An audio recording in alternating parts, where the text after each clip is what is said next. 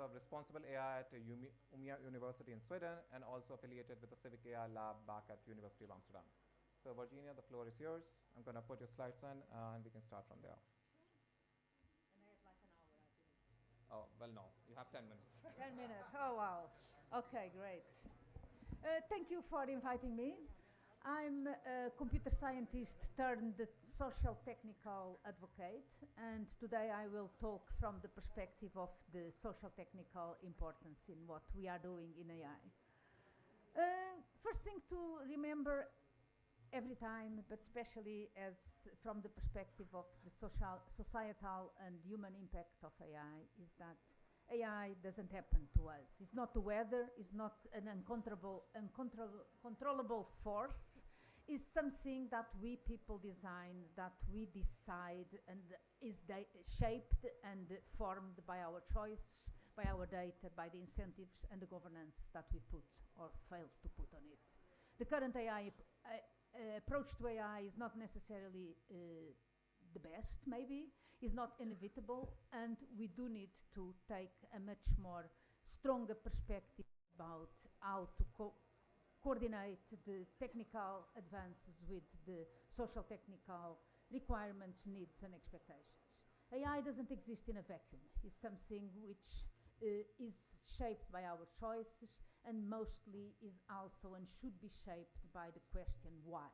Why are we using AI for this? Why are we using AI for that? And those are questions that are basically not technical questions. Typically an engineer like me doesn't learn how to answer why questions. We learn how to answer how to do questions, how to solve problems. So starting by asking the question zero, the question why, is one which is core to this understanding of AI as a social technical system. And therefore the core is governance. AI is not neutral. It can help us, it can undermine us, but at every time it embodies human choice. Governing AI means at the end that we are governing ourselves, and we need to understand what do we want to have as the result of this governance. Technology will tell us more is better. We need more data, we need more algorithmic power, we need more computing power, and then we'll get better AI. We'll hear this message again and again during this week here or everywhere else where we talk technology of AI. The society will ask, is it really better? Data availability is not, the world that AI sees from the data that is available is not the world where we live, is definitely not the world where we want to live, and more data is not going to necessarily improve this skewedness of the data. Computing power comes with costs, energy costs, resource costs, but also one which often governments fail to tell us, investment costs. Money that goes into AI doesn't go somewhere else. And with deciding that and how our governments are making those choices are things that we need to question ourselves. And the algorithms are as powerful as we are, because for a large part what happens is mediated by those that are curating and managing the data, but also increasingly by those that are babysitting the chatbots and making sure that chatbots and self-driving cars and whatever do what they should be doing. And without these people, we don't really have AI as we believe that we are using. So the artificial part of it is not completely true. And AI impact means our responsibility. The concerns that we need to talk about, and concerns that you will hear again and again this week here, are mostly social technical concerns. The idea of datification. It's important to have data, and no one disputes that, but reality is more than data. We are more than our data, and by focusing on the data, we are somehow commodifying and quantifying our existence, narrowing it much more than what we people are capable of. Data is always constructed, is something that we build, and therefore is always also historical and biased. And data availability is unfortunately becoming the measure of the importance of a problem. If we have data, then it's a problem that is worth to address. If we don't have data, probably is not really a relevant thing to do. So becoming data rich and insight poor is something, a concern that we really need to address from the social technical part. The other one is the issue of power. Who is developing AI? What are their motivations? Who is deciding and who is accountable? Those are all questions that we need to address from a societal and human perspective, as well as the sustainability that I just spoke about in the previous one. Social technical governance is institutional. It's about going beyond the principles and guidelines, going beyond the declarations and the signing whatever recommendations will come here, is really embedding governance in the institutions that we have, around procurement rules, around the accountability within the public sector, around the ensuring an independent oversight and audit capacity, a clear allocation of responsibility. It can never be that governance of AI comes down to the answer, the system as decided. Beyond, it needs to go beyond the technical robustness and safety. Of course, robustness and safety are important, but at the end of the day, the core is legitimacy. Who is defining what fairness means? Who is deciding what safety means? Who is deciding what trustworthy means? If we are not discussing that ourselves, someone else is deciding it for us. What are the risks they are prioritizing? Who is participating on deciding what are the trade-offs? Who is benefiting and who is bearing the cost? Addressing AI impact is not about controlling technology. It's about governing this power, responsibility, and collective choice at the end of the day.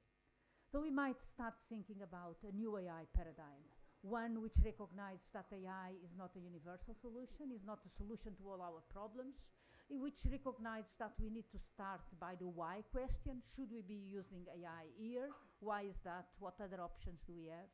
A paradigm which addresses the inherent risks of bias and discrimination, mostly a paradigm that goes beyond the disciplines, integrates social and technical expertise in the design of AI from the onset and not as afterthought after the whole technology has been developed, needs to address the systemic societal challenge and involving many more actors than just the technologists. Of course, it also requires robust technical standards for those very societal issues such as verifiability, trustworthiness, participatory. So this new AI paradigm needs to be a social technical paradigm, just moving to the next step in the technology. Thank you so much.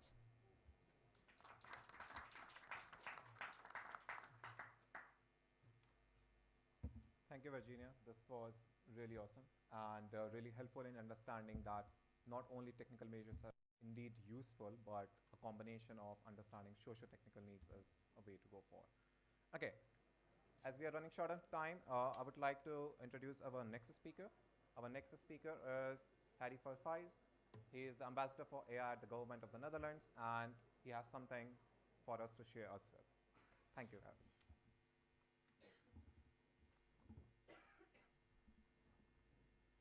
Thank you very much for this introduction. Good afternoon, ladies and gentlemen. Thank you for joining this event today. And it's really a pleasure to stand before you on the topic that just a year ago was in the dark for me, and slowly but surely I start to get to grips with the subject. I think the fact that I've been here in India for the second time in just a few months tells you something about the Dutch-India relationship, but it also reflects India's growing importance on the world stage, but also its central role in shaping global thinking on emerging technologies. The Netherlands had the honor of serving as co-chair of the Working Group on AI for Economic Growth and Social Good at the AI Impact Summit, and it was my privilege to represent the Netherlands in that role and contribute to shaping a shared vision on how AI can serve society. This visit also carries personal significance. The Netherlands is reshaping its international approach to AI, and within our ministry we have established a dedicated AI task force, which I now have the privilege of leading as the Netherlands ambassador at large for AI. So this is my first official visit abroad in that role. So in a very real sense, this summit is where my mandate begins. The theme of today's event, the socio-technical turn on AI, captures something important and I think still not fully understood in policy circles. We've become quite good at talking about AI as a socio-technical phenomenon. The language is everywhere in strategy documents, academic papers, and summit communiques. But here's the paradox. The more widely the concept is used, the more its meaning becomes unclear. And unclear meaning leads to fragmented governance. And that is precisely the gap this event is designed to close. And precisely why dialogue between researchers, civil society and policymakers is not a luxury, it is a necessity.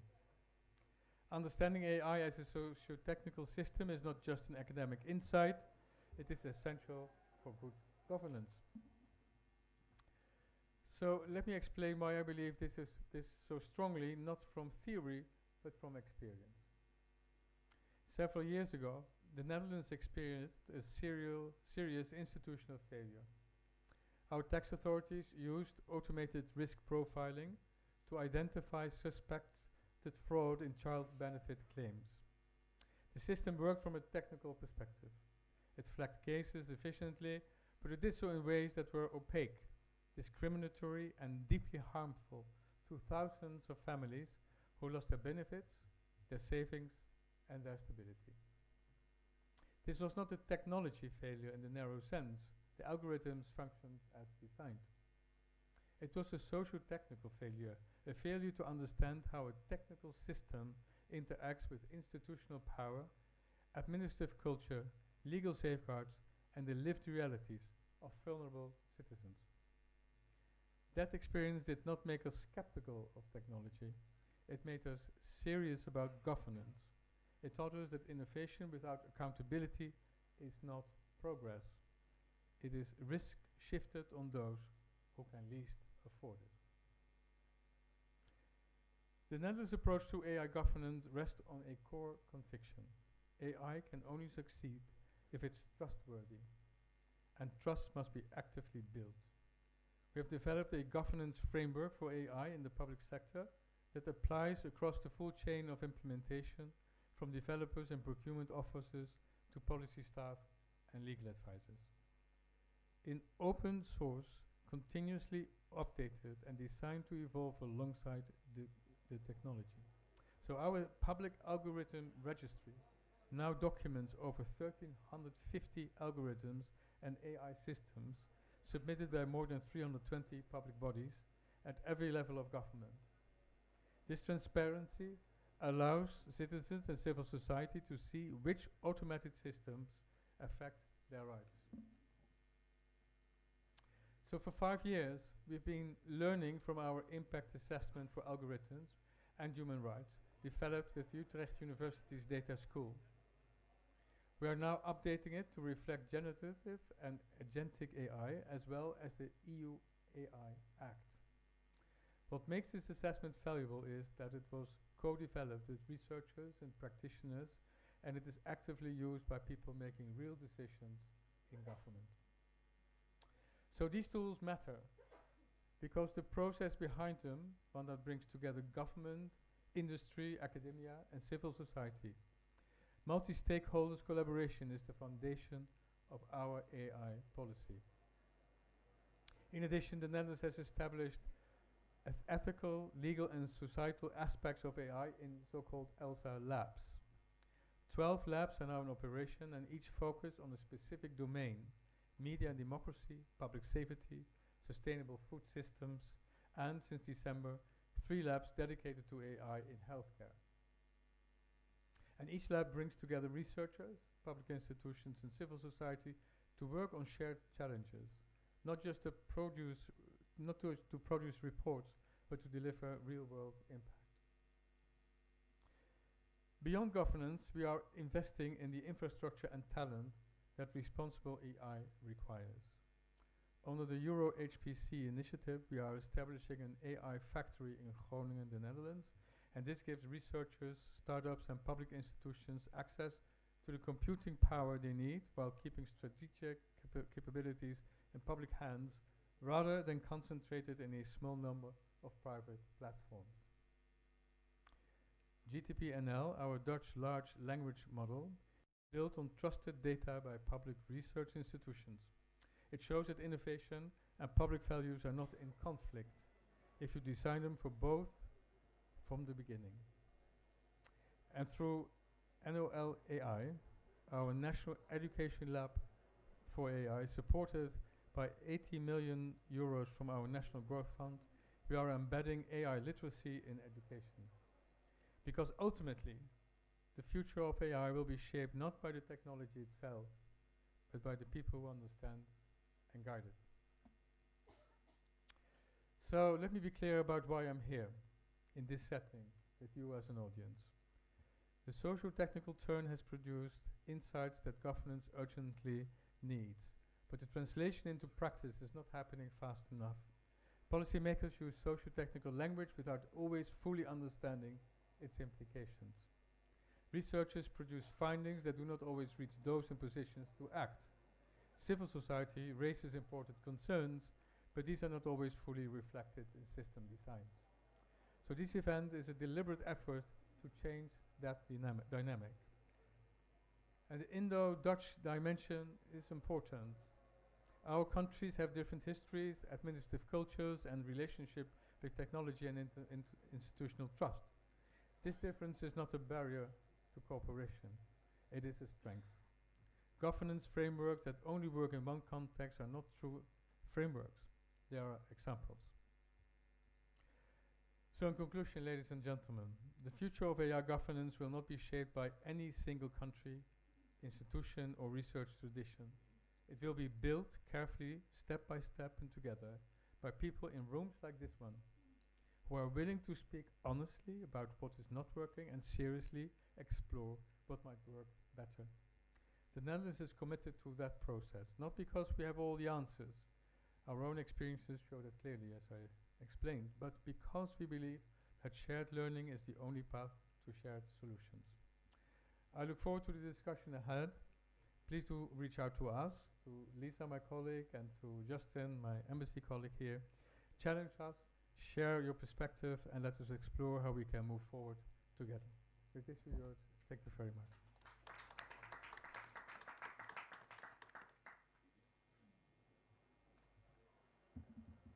Thank you, Harry. This was really useful.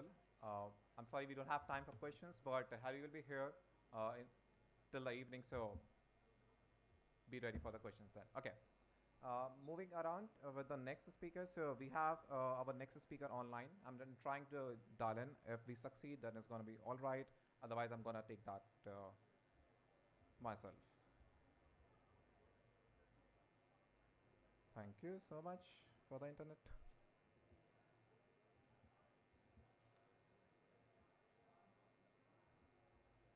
I hope it works. Okay, no worries. Then let's just go it together. Great. Can you close the door, please? Thank you. So, Innovation Center for Artificial Intelligence from the Netherlands. Why we even submitted a session request to be a part of India AI Summit? Because we believe that in terms of how current approaches for technical domains are being followed upon, it's really urgent to take a socio-technical stand, where the cultural, societal, and the norms of each and every geographic region can be taken into account. That's why we are here. As a part of the team, Martin de Rijk is the director of the Institute, and I'm here as an impact officer leading this event. So our belief is that AI will impact all aspects of society, and in that open society, including technological power, should be in the hands of many, not a few. And when we say that, there's a clear vision towards it to have a shared ownership of knowledge creation, innovation, and talent development, specifically thinking Netherlands as a geographical indicator. Then finally, the mission is to build multi-stakeholder collaboration in AI between knowledge institutions, predominantly universities or medical centers, industrial partners, government partners, and societal partners. And our main instrument towards this is to focus upon value exchange. What we can learn from universities, what we can learn from industries, and what we can learn from NGOs or public sector organizations to have a clear, coherent overview in order to move forward towards specific societal problems. So how do we do that? We have different labs, and within different labs, we have 5 PhD students who work on-site at non-academic partners for 1 to 2 days per week, which means it could be industry organizations, it could be government organizations like police labs, defense labs, and there are 2 lab directors and a 1 manager for each and every lab. It runs for 5 years, so each and every PhD have a tenure of 5 years to finish their PhDs, and the research agenda is determined by all the stakeholders. Not just the people from industry, also from the universities, as well as from the other societal partners as well.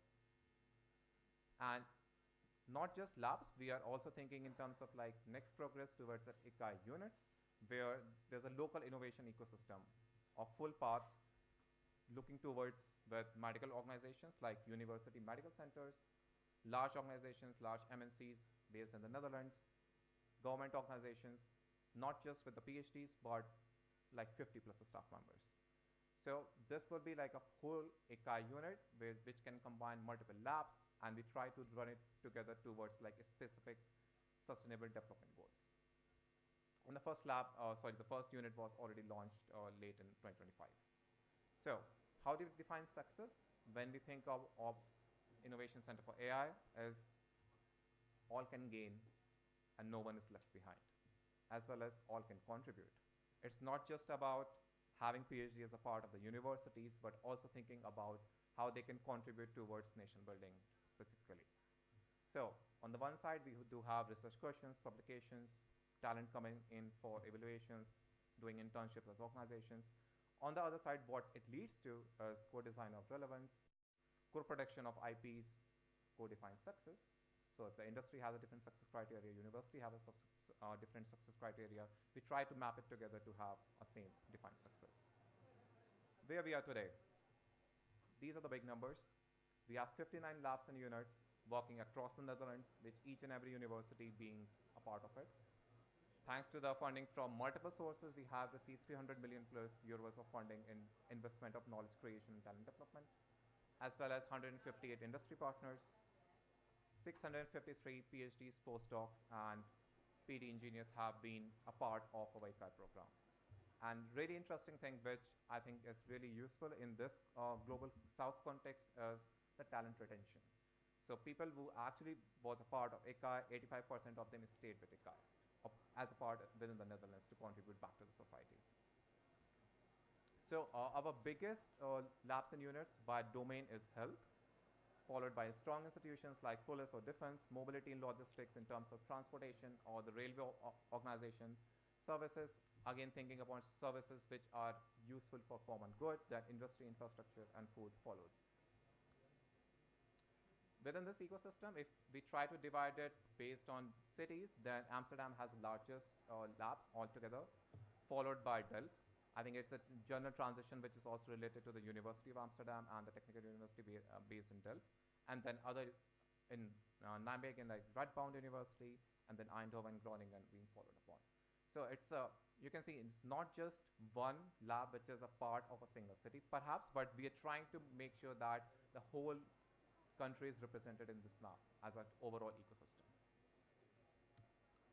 And these are the partners that we have. It's really hard to fit them all in a single screen, but 158 partners, all the industry partners, along with the universities or the societal partners, which have been really helpful in terms of leading this ICAI as a bigger channel. Now, talking about our impact, so we see impact at 5 different levels. In terms of community, there's a national ecosystem of local multi-stakeholder networks, which means there's a network which you can actually talk to a PhD if you're working in an industry or if you're working in the public sector organization.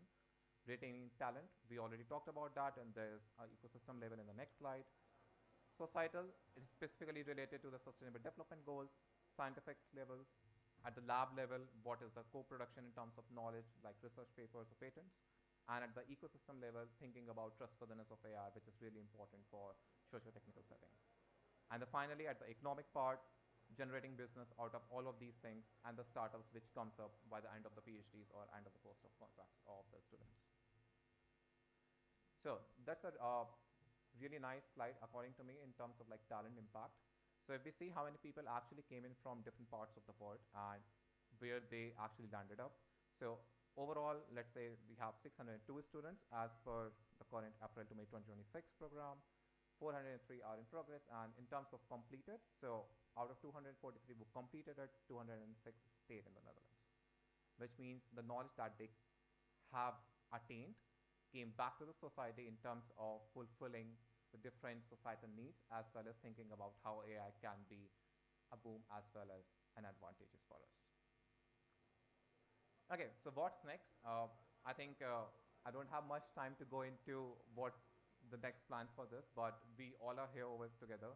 And as an impact officer for AI, I'm really happy to speak with all of you in terms of thinking what's next, where we can contribute towards understanding whether such an ecosystem can be a part within India and how we can proceed it at the further scales. If you need more information, these are the contacts. You can click a picture. The slides can be shared later back on the Impact website. But this is where we are for, to thinking about how such an ecosystem can be translated, not just in Netherlands, but outside of our geographic locations as well. Thank you. And now I think we need to move towards the panel discussion. So we have Lisa. Lisa is a Senior Policy Officer for AI back at the Government of Netherlands. And then we also have Preeti Bansal. Sorry, Pallavi, I'm so sorry. And Pallavi is also the part of Inclusive Cultures Lab back in Utrecht University. So the panel discussion, I'm going to moderate it, and I'm going to have the seat over there with all of them. Give me a moment, and we have the panel screen.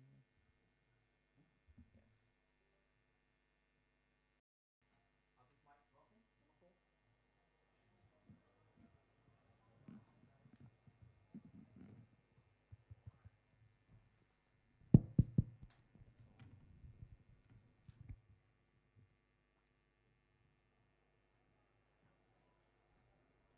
Great.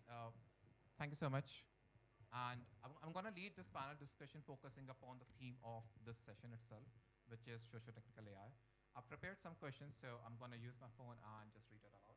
So first question is for you, Virginia. I'm going to start with left to right. As the limitations of the approaches to AI safety are becoming more apparent, socio-technical perspectives are emerging as a promising pathway to integrate technical considerations with societal, organization, and institutional context. How far do you think we are there? Are we still in the beginnings, or we have made some progress? Good question. I think, yeah, it's working. I think we are as far as the fact that this question is being asked, which is already a bit further than what we were before, but it's still very far from where we should be. AI solutions are solving nothing if they are not grounded and built with the societal aspect around, and therefore focusing on also on pure technical aspects and pure technical improvements is not necessarily actually, there is a saying which I forget now who said, but is, if you think that technology is the solution to all your problems, you definitely don't understand technology, but even worse, you don't understand your problems. And I think that we really to start from there. What are the issues that we are trying to addressing? How can AI possibly address those issues? What are we gaining by adding AI to the set of solutions, but also what are we losing? What are the issues that we are not addressing by focusing on AI solution? And in many cases and many issues, we don't necessarily have a need for a full, completely complex AI when it can be used much simpler case. And understand me good, I'm working in AI for 40 years. if I didn't really believe in AI, I probably either I'm very stupid or I could have been doing something different. So it's not that I don't believe that there is a role for AI, and I have seen many different generations of AI around. But it is very clear, and especially now in these types of hypes, which is not the very first hype that we have had, but especially in types of hypes, we really need to take the time, take the step to ask ourselves, is this really what we need? Are we just doing AI because everybody else is doing AI? I'm from the Netherlands and Portugal, but I live in Sweden. I was in a meeting with, and I'm taking a bit too much time, just an example. A meeting with Nordic ministries 1 year ago or so, and they were all rushing to say, by next year, our government will be using AI for 90%. And then the other one would come, when in 18 months, we're using it for 95%. And I just asked them why. They kind of want me to get out of the room if they could. But the point is that most of the things we are talking about AI at this moment is very much this FOMO, the fear of missing out. We don't really know what we are doing with it, but everybody else is doing it, so let's rush after it. And it is very important at this moment, and that's the answer to your question, to not just move forward, but also take the time to reflect, why are we going there? Thank you so much. This was really interesting insight. And if I can take the last part of what you said with respect to understanding of each and every government taking a stand on it, like you need to push this. So my next question is to Lisa, thinking in terms of like policies. How do you see in respect to both India was hosting this Impact Summit as well as Netherlands when it comes to this strategic tug of war around AI, and with having US and China as also competitive partners? Yeah, is this working? Yeah, okay. Well, thanks for that question. I think in that sense, the Netherlands and India have a bit of a similar position, because currently the power concentration of a small group of companies that are developing the most advanced AI is not in our hands. So we are confronted with the same issue, that there are these developers, I think also pertaining to what you just mentioned, that are developing solutions to problems they don't understand, because the problems is what we see in our societies. And that's also why it's important that we, on the one hand, I think we invest in our own capacities, so we are capable of understanding the technology and also thereby determining how we want to use it in our society. So in the Netherlands and the EU, we have published a series of strategies in the past year, the EU AI Continent Action Plan. Obviously, we have the EU AI Act, and the way we envision positioning ourselves on AI in the world is really putting trustworthiness at the center, because we see a condition for adoption is for people to be able to trust the technology. And I think here we have actually a nice shared sentiment with India, because India released their AI governance guidelines in the past year. And here you can also read that they share this insight that innovation and regulation are sides from the same coin. So it's not necessarily one or the other, while other actors do sometimes take that assumption. So for us, having a set of rules in 27 countries for the EU then that are rights respecting, it not only enables better innovation, and it's good for the market, because it's also good for companies to know that they all have the same rules that apply for the whole market.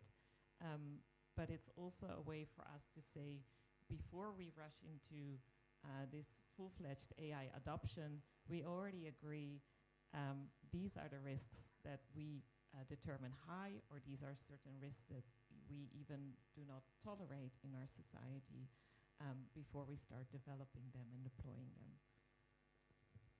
That's a lovely answer. And I really appreciate your thinking in terms of like how India and Netherlands share a same governance perspective in terms of the guidelines which have been produced.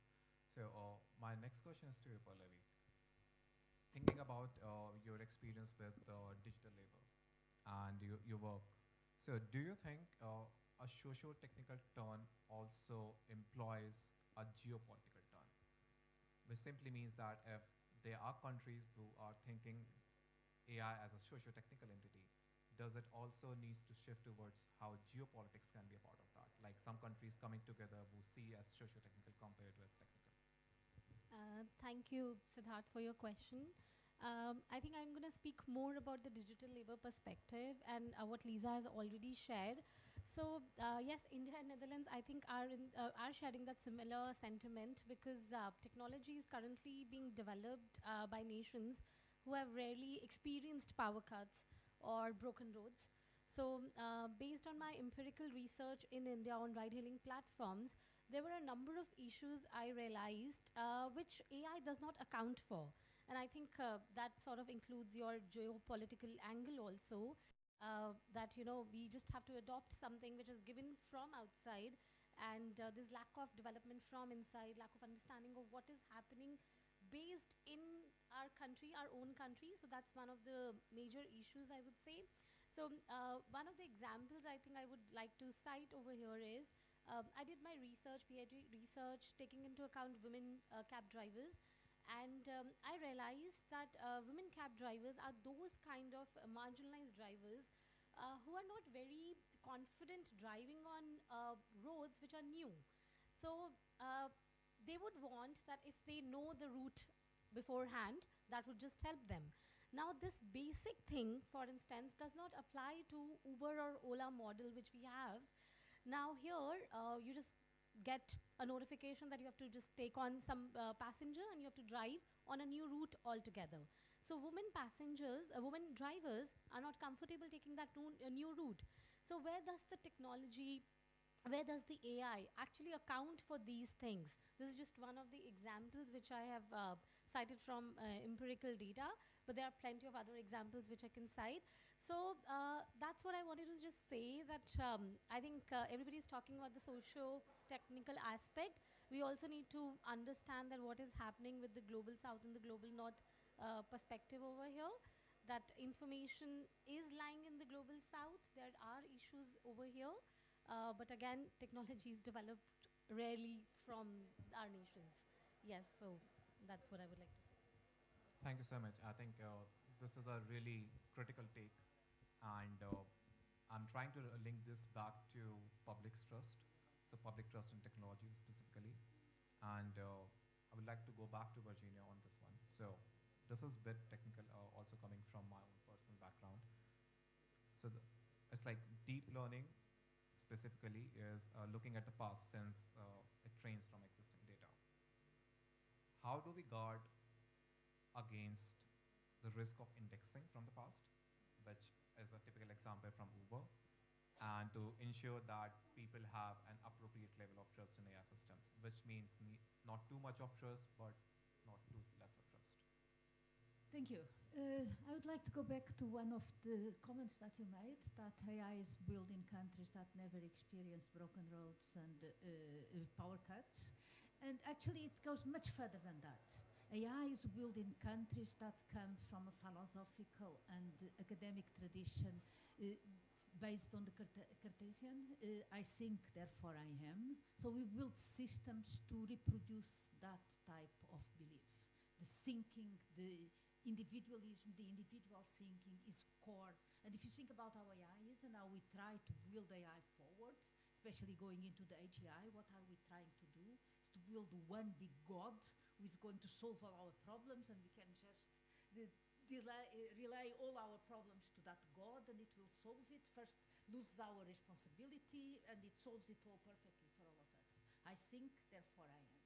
If we come to the global south, and especially in Africa, where I have lived many years, the core of the tradition and philosophical is I am because we are. If we would have built AI based on this tradition, I think that we would have developed a completely different type of systems. Going now back to the machine learning and the deep learning and the data, indeed, we are kind of limiting ourselves to the reality of the past. So data is constructed. Data is what is the reality for AI systems. So we are providing a system that lives in an imaginary reality, the capability to change our lives, our decisions, our environment. So that's something we really need to think about. Also, from a research perspective, at this moment, and I say that to my students all the time, and I say it, we are taking an extremely lazy approach to AI research. We are really taking this idea that we need more data, we need more computational power, and things will improve. That is what we have now, and that is the lazy thing to do. What we really need, if we talk about innovation, is thinking about what are the alternatives. What is the AI? What AI means when we think about I am because we are. What does AI mean when we think about distribution, about inclusion, about diversity? How can we combine? So what we have, and I refer to that in my new book, which by the way I'm very happy is out today. Anyway, the approach we have today is the approach of the Play-Doh. We put all the Play-Doh together, we create a huge ball. That ball is becoming less and less clear. There is no color there, no shape there anymore. But if we really want to go into a diversity and inclusion approach to AI, and that is a plea to researchers and innovators in the world, we need to think about the Lego approach. Build all these different colors, different shapes, different things that still manage to all fit together and creating a much bigger thing and a much different thing than ever everybody thought about. So that is the answer to your data issue. Let's completely think about a different way of doing AI. There are other alternatives. We are just being too lazy and follow the easy and the most followed route. Let's go and explore other routes that have not been explored before. That's a great answer. And congratulations again on the book. I think this is a perfect moment for you. Get that one out, sorry. Great. So just moving forward, I really like your response in terms of thinking how we are still tackling the issues based on the past data and moving on those sides, thinking about the role of the government organizations, right, in terms of like policies. So Lisa, this question is for you. In terms of like larger organizations which often prioritize technical robustness or fairness issues altogether, but on the other side we see from the government which is promoting for equity, justice, as well as public welfare, right? So how do you deal with this sort of like distinctions? On the one hand, there are organizations which want to have technical robustness. On the other hand, the government organizations want to promote equity and justice. How do you deal in your day-to-day work? Yeah, thanks for that question. So I think one of the distinct approaches that we have in the Netherlands that we're quite proud of is what we call public-private partnerships, and also multi-stakeholder approaches. And our ambassador already mentioned that we have these so-called ethical, societal, legal labs on AI, where researchers, but also private sector entities and government, so this could be local policy officers, come together to look at societal issues and determine how AI can provide a solution. And by developing that jointly, they are also holding each other accountable. It's rich because you get these diverse perspectives that you co-create a societal solution with the technology.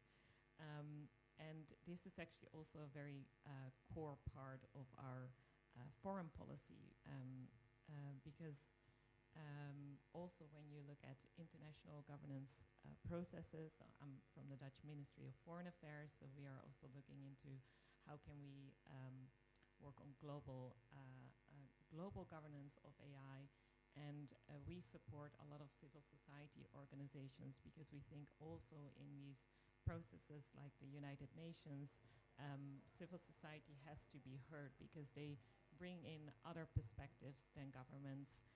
They hold governments accountable and they ensure there's legitimacy and the public voice is heard broader from the government interest or the private sector interest.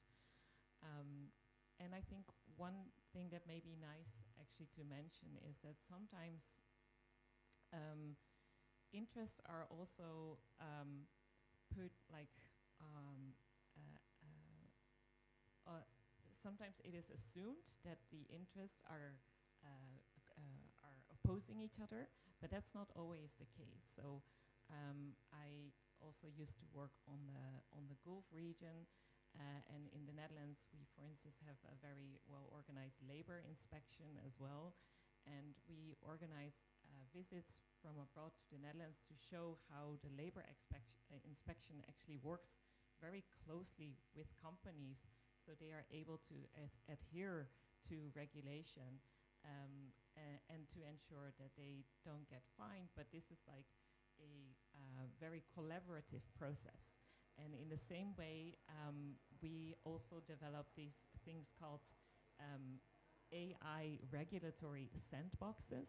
So for the EU AI Act, now we are in the phase of implementation. So a lot of companies are looking into how can I adhere to the EU AI Act and what is allowed, what isn't allowed. And this is something that both the regulators as well as the companies need to figure out.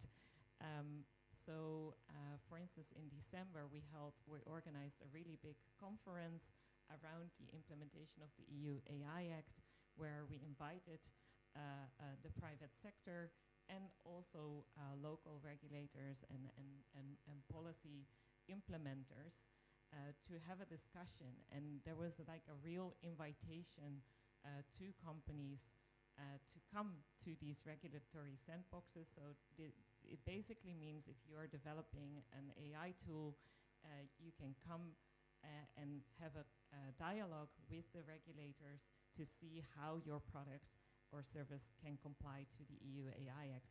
So you are sure that when you bring it to the market, it is compliant. That's a really great way of looking at it, specifically thinking in terms of like startups who do create AI systems and have to have those regulatory approaches. And if there's a welcome environment already from the government angle, then it certainly helps us. So I think I'm going back to you again, thinking the example that you gave on Uber. So on the one hand side, we do have government regulations. On the other hand side, we just have users who have faith in these apps, for example, right? If I'm booking Uber from here to go to point B, then I'm relying on it. At the same time, do you think the organizations who are developing these apps are giving enough cues to the users so that they can appropriately trust it? Especially thinking about the woman cab driver example that you gave. Thank you for your question. I think trust is an interesting word in terms of technology itself. The very basic example, first of all, which comes to my mind is that can you even trust Google Maps, for instance? I'm sure all of us must have instances where Google has landed us in some ditch where we wanted to really go to a particular location. So trust and technology are very interesting terms, and together they come up with new meanings altogether. When it comes to Uber drivers being able to trust technology, when it comes to passengers being able to trust, or when it comes to that these apps, are they providing sufficient cues? So going back to that example, I think humans still trust humans more than they would actually trust technology.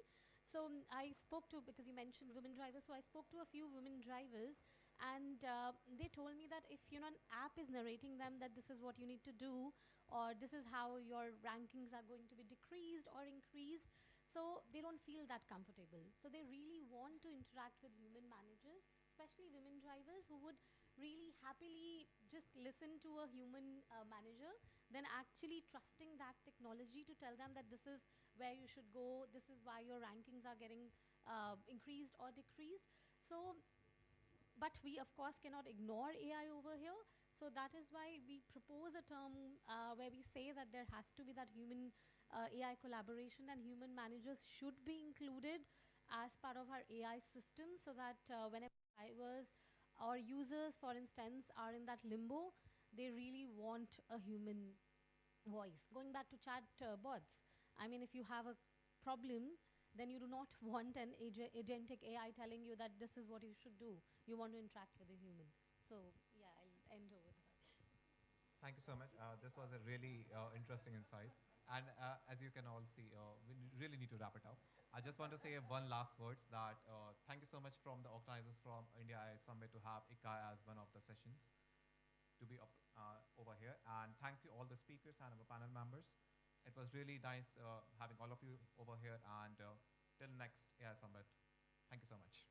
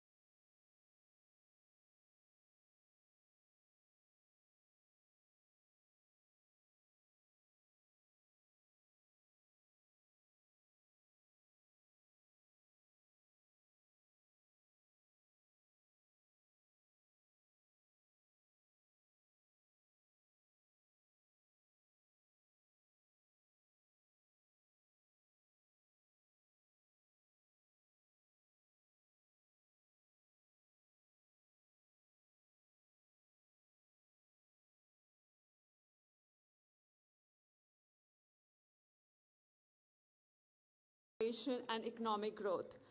While we'll have the panel coming in a few minutes, I, as your moderator today, so I'm Nidhi Bhasin, and I'm the CEO of Digital Green in India, and we work with basically smallholder farmers and AI. We basically have today partners who will talk about how smallholder farmers who sit at the center of the global food system, and how digital public infrastructure, DPI, really provides a building block to enable AI-powered advisory tools for farmers to help them manage risks, access information, and participate in markets. We will show how India is using the whole DPI infrastructure to ensure that the farmer benefits and gets impact from here, and also how the overall South-South collaboration can come together, especially in countries like Ethiopia.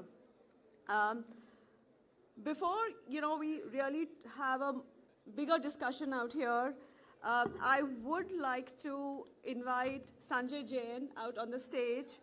Sanjay is the Director of Digital Public Infrastructure for Gates Foundation. And before he actually comes on the stage, I think this is also an amazing moment in India for us to talk about DPIs, especially as in the latest budget, the FM has spoken about and also have included resources Stack and Bharat Vistar. We'll learn more about it today. We'll talk more about it today. But I'll just hand over the mic to Sanjay Jain to deliver the keynote. Thank you. Thanks, Nidhi. Thank you for that introduction, and thank you everyone for being here for this very important conversation. The number of people living in extreme poverty has fallen by 2/3. Today, however, the resources to help continue that progress are being abruptly cut back, with countries slashing more than $30 billion in aid over the last year alone. In a future of more limited resources, we have to harness new technologies such as DPI and AI to help countries do more with less. As we know, many smallholder farmers, particularly women, have long been disconnected from information about things like best practices, resilient seed varieties, market information, not to mention up-to-date information on weather, pest, and disease risks. Countries like India have been leading the way by building digital public infrastructure that's needed to enable better advisory services, as well as to access services like finance, subsidies, insurance, and other tools to help increase productivities and income. We have seen states in India deploy digital services for farmers like Krishi Samriddhi in Odisha, reaching 7 million farmers at a cost of less than 18 cents per farmer per year to improve farmers' income, especially during climate shocks.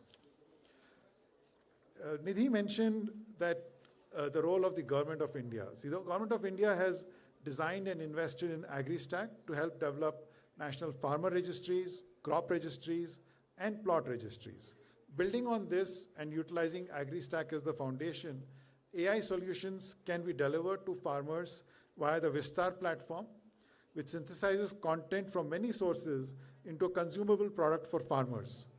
Both these innovations, AgriStack and Vistar, were recently announced as part of the 2026 budget, and resources are allocated to them. Ethiopia is another country that we can look to see how these technologies are being deployed. Ethiopia's digital ID system, FIDA, allows a farmer to register, geotag her land, and use AI-enabled tools to get information in the language she speaks, tailored to the soil and weather patterns she experiences, so that she can boost her yields and grow a greater variety of more resilient crops. She can then see fair market prices for these crops and sell directly to buyers using Ethiopia's e-payments app called FIDA Pass, a direct economic benefit to them. To impact those who need them most and make them secure and sustainable, DPI systems must be designed for the public good, led by nations themselves, and grounded in the trust of the people who use them. As nations invest in digitization, many partners have come forward offering to help countries build digital tools. But we have seen that in some of these cases, these tools aren't as effective as countries hope, either because they're designed to extract a significant profit, or because they're designed for a specific use case and don't integrate with other key digital services. So just to take a step back, we want to define DPI so that it can be powerfully integrated and sustainable. At the Gates Foundation, we are aligning with the World Bank's definition on DPI, which establishes DPI as foundational, reusable digital building blocks, such as digital payments, identity, and data sharing, designed for the public benefit. The foundation is also investing in tools like MOSIP that combine the best ideas from DPI deployments around the world into open source platforms which countries can adapt and customize to meet their unique needs. The countries who do have this foundational infrastructure in place will have extraordinary possibilities at their fingertips to build next generation tools and services that can transform societies. This is only possible if they focus on developing them for the people who need them most. In our panel here today, we'll dive into some of the particular examples. We'll discuss the usefulness and impact that can come from strong DPI agriculture advisory services for smallholder farmers. Our panelists each play a critical role in bringing together the infrastructure, policies, and partnerships needed to bring the vision I opened with. The vision we're providing timely, accurate, context-specific extension advice to smallholder farmers in their local languages is feasible, scalable, and has the potential to impact livelihoods. This is going to be one of the biggest engines of the Global South. In closing, these days people tend to talk about how the challenges facing the world have never been greater. But the truth is, neither have the opportunities. As long as there's trust in the system, trust underpins adoption and scale.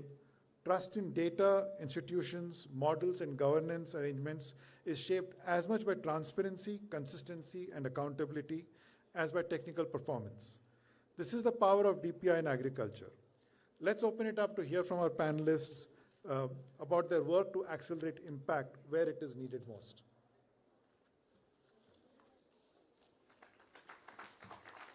Thank you, and back to you, Nidhi. Thank you, Sanjay. And may I request you to please, stay on the stage, and I'll invite the other panelists too. Yeah. Sorry, everyone. So we're still waiting for one of our panelists, Jagdish Babu. But while we're waiting for him, let me please invite, our other two panelists on the stage. Fatima Almula, please, on the stage. Thank you. And Niriksha Shetty. She's the CEO of PXD. Thank you.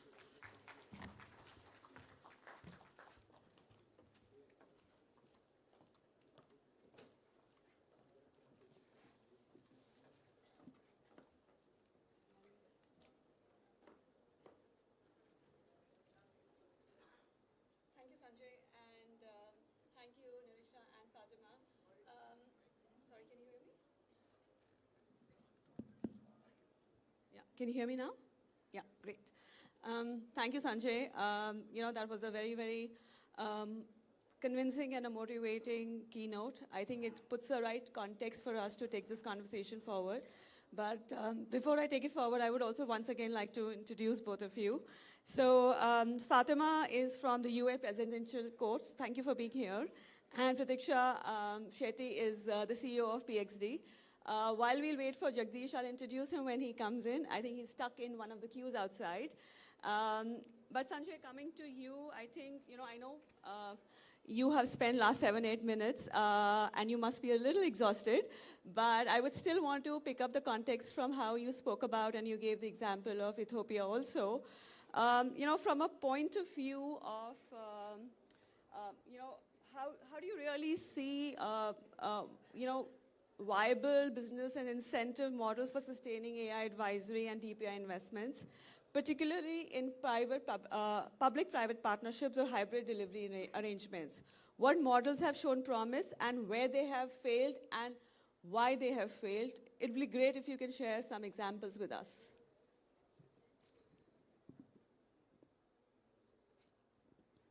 Can you hear me? Thanks for that, Nidhi. So I think one of the points that we wanted to first sort of focus a little bit on the sustainability aspect of some of these services where we are looking at these models. So broadly, what we have seen around the world is that when countries, the default way of building software and systems has been that you build for each application separately. And it's only when you sort of start to take a consistent view that you want to build a common ID system, like in India, you have one ID that is used for all services. Similarly, around the world, when you sort of say that each department should not build its own ID system, its own payments, its own data exchange layers, that's only when you actually start to look at building a DPI way of building systems. And that then makes it more sustainable. And when you don't do that, you see the failures happen. So for example, if you see, not an agriculture-specific use case, but for example, I think in Nigeria, you've got about 13 different ID systems. And each of them is sort of run independently, and that's a big cost. And so on the other hand, if like in India, we see Aadhaar, in Ethiopia, we see FIDA. These are examples where you're able to build a single system which can then deliver these benefits across the entire ecosystem. And so that is sort of the counter example to the one that you described, right, about failure. So, which is really what I would say is that you need to have a very coherent approach to do that. Yeah, thank you. I think, a little bit on that, building a single system, I think when JB comes in, Jagdish comes in, he's going to touch upon that. But, moving forward, I also wanted to, share with everyone that we are trying to structure this conversation, actually trying to cover 3 main points. One is around basically how DPI enables AI in agriculture, something that you're already talking about, Sanjay, you're already talking about. And secondly, we will, after addressing this point, we will come to how AI-powered advisory systems are supporting farmer decisions making in practice. And last but not the least, the most important, we are going to touch upon inclusion. How do we ensure that tools reach the farmers who need them the most? So that's how we're going to structure the rest of the conversation. But, picking up from what Sanjay said, Fatima, if I could come to you, we know that UAE is really investing a lot on the overall AI systems, right, and the AI capacity. How are you thinking about partnering with countries that may not have that kind of AI capacity? And how do you see the real case for collaborations out here? Just press the button. Thank you. Good morning, everybody, and thank you for having me here today. First of all, I want to acknowledge the Indian government and say thank you. What an incredible AI summit. Really, we're so blown away by the scale of this AI summit, and to have it in the region is really amazing. And thank you to the Gates Foundation as well for putting this for this session together. I think it's a very timely conversation to be having. India has really established itself as a leader when it comes to digitalization infrastructure. We can see that with, the efforts that have been built in the AgriStack and Vistar, and it's really amazing to see that that has the potential to really become the backbone of agriculture. So congrats on India for leading on that. The UAE is also, as you mentioned, Nidhi, we're also investing a lot when it comes to AI and really leveraging digital technologies in order to advance our own development as a country. And one of the things that we're also doing is really championing AI in agriculture as well. So in December, we launched Abu Dhabi's AI ecosystem for global agricultural development. And this ecosystem aims to do exactly just that, is to support countries and institutions across the value chain of agriculture to be able to develop AI products as public goods and then scale them at large. 2 key initiatives that came out of this ecosystem. Number 1 was the CGIAR AI Hub, where we're working very closely with them to translate AI data into public goods. And the second thing that we launched in partnership with the Gates Foundation is the Institute for Agriculture and AI, which is a dedicated institute that aims to pipeline all development of AI products within this institution. And it's going to be part of the Mohammed bin Zayed University of AI, which is one of the best universities of AI in the world right now. And this institute, specifically to answer your question, will do a couple of things. Number 1, it aims to mobilize large-scale corpus, so bringing together international organizations, multilateral banks, private sectors, academia, to house agricultural data. The second thing that it aims to do is to mobilize compute power in order to train and to host models to be able to support countries to develop these products. Thirdly, it will tailor these models through technical assistance depending on language, location, culture, and so on. And of course, the last thing that it will aim to do is also be able to provide training to different countries so that countries can have full ownership of these public goods. Yeah. Thanks for sharing that, Fatima. I think we all can see that really some of the countries who don't have that kind of infrastructure, how will all these countries really benefit from there? But, I have a follow-up question for you out there. What are the concrete steps required with governments to establish AI advisory systems that inform farmer decision-making? And what does it really take to go from pilot to scale? So can you repeat the first question, please? So what are the concrete steps required with government? So what does the government really need to do to establish AI advisory systems that inform farmer decision making?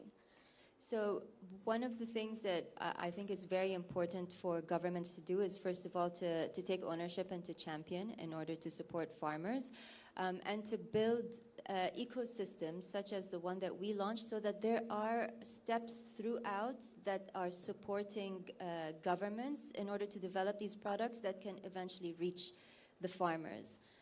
So when we launched the AI ecosystem for global agriculture development, the value chain it covers is everything from concept, developing as a concept, AI research, agriculture AI research, and then the actual product development of the public good, and eventual large-scale scaling. Once you're able to institutionalize all of these different areas, you're able to create a pathway to develop these products, and then eventually, and also while you're simultaneously working with the several countries for them to be involved in the decision-making as well, and to be able to tailor it to the farmers.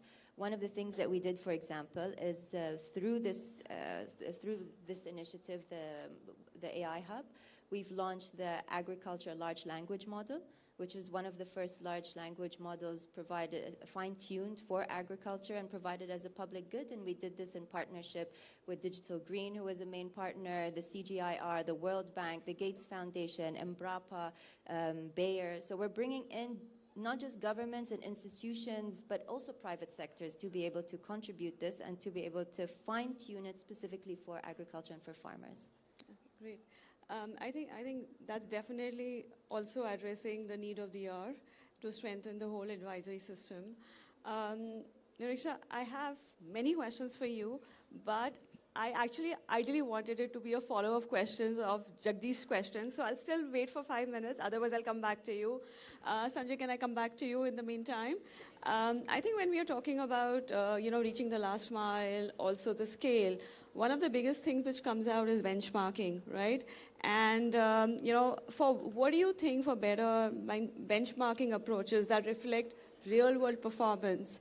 Let's say contextual relevance, safety, trust, all of that put together. What is the evaluation landscape like? What are the gaps in the current benchmarking? Let's say example of AgriBench, and what public good do we need to keep up? So from a benchmarking evaluation point of view, what are the benchmarking tools? How do you think we need to address what is happening in this whole system? Actually, the value of benchmarks are, is manifold. Of course, it helps for people to be able to evaluate those systems, but also sets up a standard against which people can compare with each other. It also sets up a competition landscape so that people are then competing to actually build to compete with others on the same benchmark. So I'm actually not completely on board with the AgriBench effort, so I don't want to specifically answer that, but we have seen that in general, broadly, benchmarks serve as a very important public measure that allow coordination across different actors to then be able to deliver services to the end user. And so with that in mind, I do think that's an important effort, but the second part of benchmarking is it has to continuously evolve. So once you actually have a benchmark out there, then you have people start to meet it, then you have to actually keep on evolving because users need to keep changing, and also their ability to distinguish between the different parties who are supporting them in the field also keep changing. So that is a constant effort. So benchmarking is not a one-time effort, but something that has to be done on a continuous basis. Yeah, thank you. I think even we are at Digital Green, I think we are a part of putting that effort towards benchmarking, because we all realize and understand that as we are creating these solutions, benchmarking becomes a very, very important to have standardized evaluation systems. Riksha, let me just, come to you right now. And, PXD really works and supports with the government in helping them to create, the AI advisory systems. And, if you really accept the hypothesis that reusable templates and blueprints are the way forward, and everybody doesn't need to really build from scratch, what should the government prioritize? What should they not prioritize? And how do you make sure that, systems reach scale? Thanks, Nidhi. I wish JB was here to talk about the reusable blueprints, because that flows really nicely in here. But I think, we've been working with the Ministry of Agriculture and several other governments on scaling DPI systems like Bharat Vistar. And from that, three reflections on what I think governments should prioritize as you think about actually getting to scale. One is sort of riffing off what Fatima said, institutional ownership and mandate. So focus on governance, focus on who takes accountability when things go wrong, making sure things are resourced in the long term, both in terms of people, but also in terms of budget, so that these programs, you don't set them up and then they just wither away and die out. So there's the constant innovation, constant learning. So that's one. Second is continuing to invest in data pipelines and content pipelines. So as the research evolves, as the data gets better, making sure you have the investment in place to feed that into those systems. And then last, and I think this is the most important one, is making sure the feedback loops exist from farmers and from frontline workers. So you're not just measuring, downloads or how many people accessed a service, but you're meaningfully thinking about, did they engage with it? Did it actually create impact for the end user? And so as a consequence of that, I think the things I would say prioritize less is locking in on a particular model or a particular technology. These things are going to evolve at frenetic pace, and I think we need to design systems as most DPI is designed to sort of be interoperable, to switch in and switch out what's working better as the benchmarks improve and as they tell us what's working and what's not. From there, Sanjay, if I can come back to you, and sorry to put you on a spot. This was a question I was planning to ask JB, but I thought maybe you would be the right person also to say that, especially in terms of what even Fatima spoke about in terms of the collaborations and partnerships, bringing from there to, how do you, there's always a confusion between how do you really distinguish between AI infrastructure and AI solution, and how does this all relate to the DPI? You're the DPI expert, so I thought maybe, let me just ask you this question. And, why does this matter when countries really decide to invest into something like this? So thanks for that. The thing that DPI does is it allows you to go out at scale for the entire population. It effectively creates, something you'd call a system of record. So, you have the farmer registries, you have the transactions, you have those histories, you have those underlying systems, and on top of that, you have then the systems that establish identity, authenticate it, or create payments, subsidies, insurance, etc. All of these are essential for the farmer services to actually exist and work.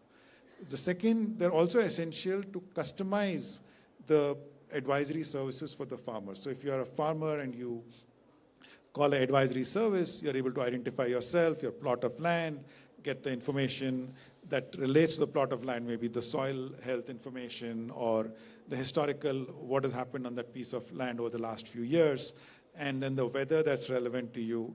So it basically allows the advisory service to be very much directed towards you. So this extreme personalization for everyone in the continent can only, or country, or whatever scale you're looking at, can only happen if you have the right DPI in place. So that's why we always say that DPI is essential for AI to be inclusive, because AI systems can only work if they have information about that particular user or that individual. And so for that reason, for AI to be inclusive, you actually need that underlying DPI layer first that then enables the personalization context to happen. And that is, and so that's really one of the key sort of separators. So AI and DPI have to work together for this. So from what I understand, and correct me if I'm wrong, a DPI layer is like a horizontal, and it's a must, right? It's a must. And on top of that, I think your other AI infrastructure needs to be built, or let's say solutions. Private players or government can come in and build the solution. And that's how each country should look at it, right? Exactly. So yeah, you have this big horizontal which covers everyone, and then on top of it, you would have maybe different people or the government building solutions that then can work with the farmer or maybe with extension workers so that they can give the right advice to farmers. So there can be different targeted approaches that build on top of that. Fatima, we are sitting in India and we are talking about a lot of DPIs and AI advisory in India. But as UAE started talking about and investing into AI, is there something that learning that you took from India? Is there something that you said, yes, this is working right, and let's use it and scale it up? Absolutely. I think there's a lot to learn from India. You guys are much more advanced when it comes to AI and scalability in agriculture. One example that I can give is one of our co-funded initiatives called Aim for Scale, which we co-fund with the Gates Foundation. It's really an initiative to drastically scale scientifically proven technologies in order to reach farmers. And we work closely with the Indian government. So one of our first innovation packages to come out of Aim for Scale is AI weather forecasting. And through this and through working with closely with the Indian government and through working also with PXD, we were able to reach 38 million farmers to provide better AI weather forecasting in preparation for the monsoon season. And that in itself was really an example of true success and working hand in hand with governments and with organizations such as PXD in India. The access that we were able to have, we would not be able to do that if we did not have such good partnerships. So I think that is one great example and one success story. And we do have a goal to reach 100 million farmers, hopefully by 2030. Thank you. I think that would be really very motivating for a lot of stakeholders sitting in this auditorium today. I'll just make it an open question for both of you, Sanjay and Niraksha. That when I was introducing, I spoke about the finance minister, putting resources for Vistar. What do you think, and since both of you work very closely with the government, what do you think? Of course, I know Digital Green was also a part of this whole foundation of Vistar, but what do you think led to that success, and how do other governments or countries replicate that? I think back to the first point I made, I think institutional mandate is critical.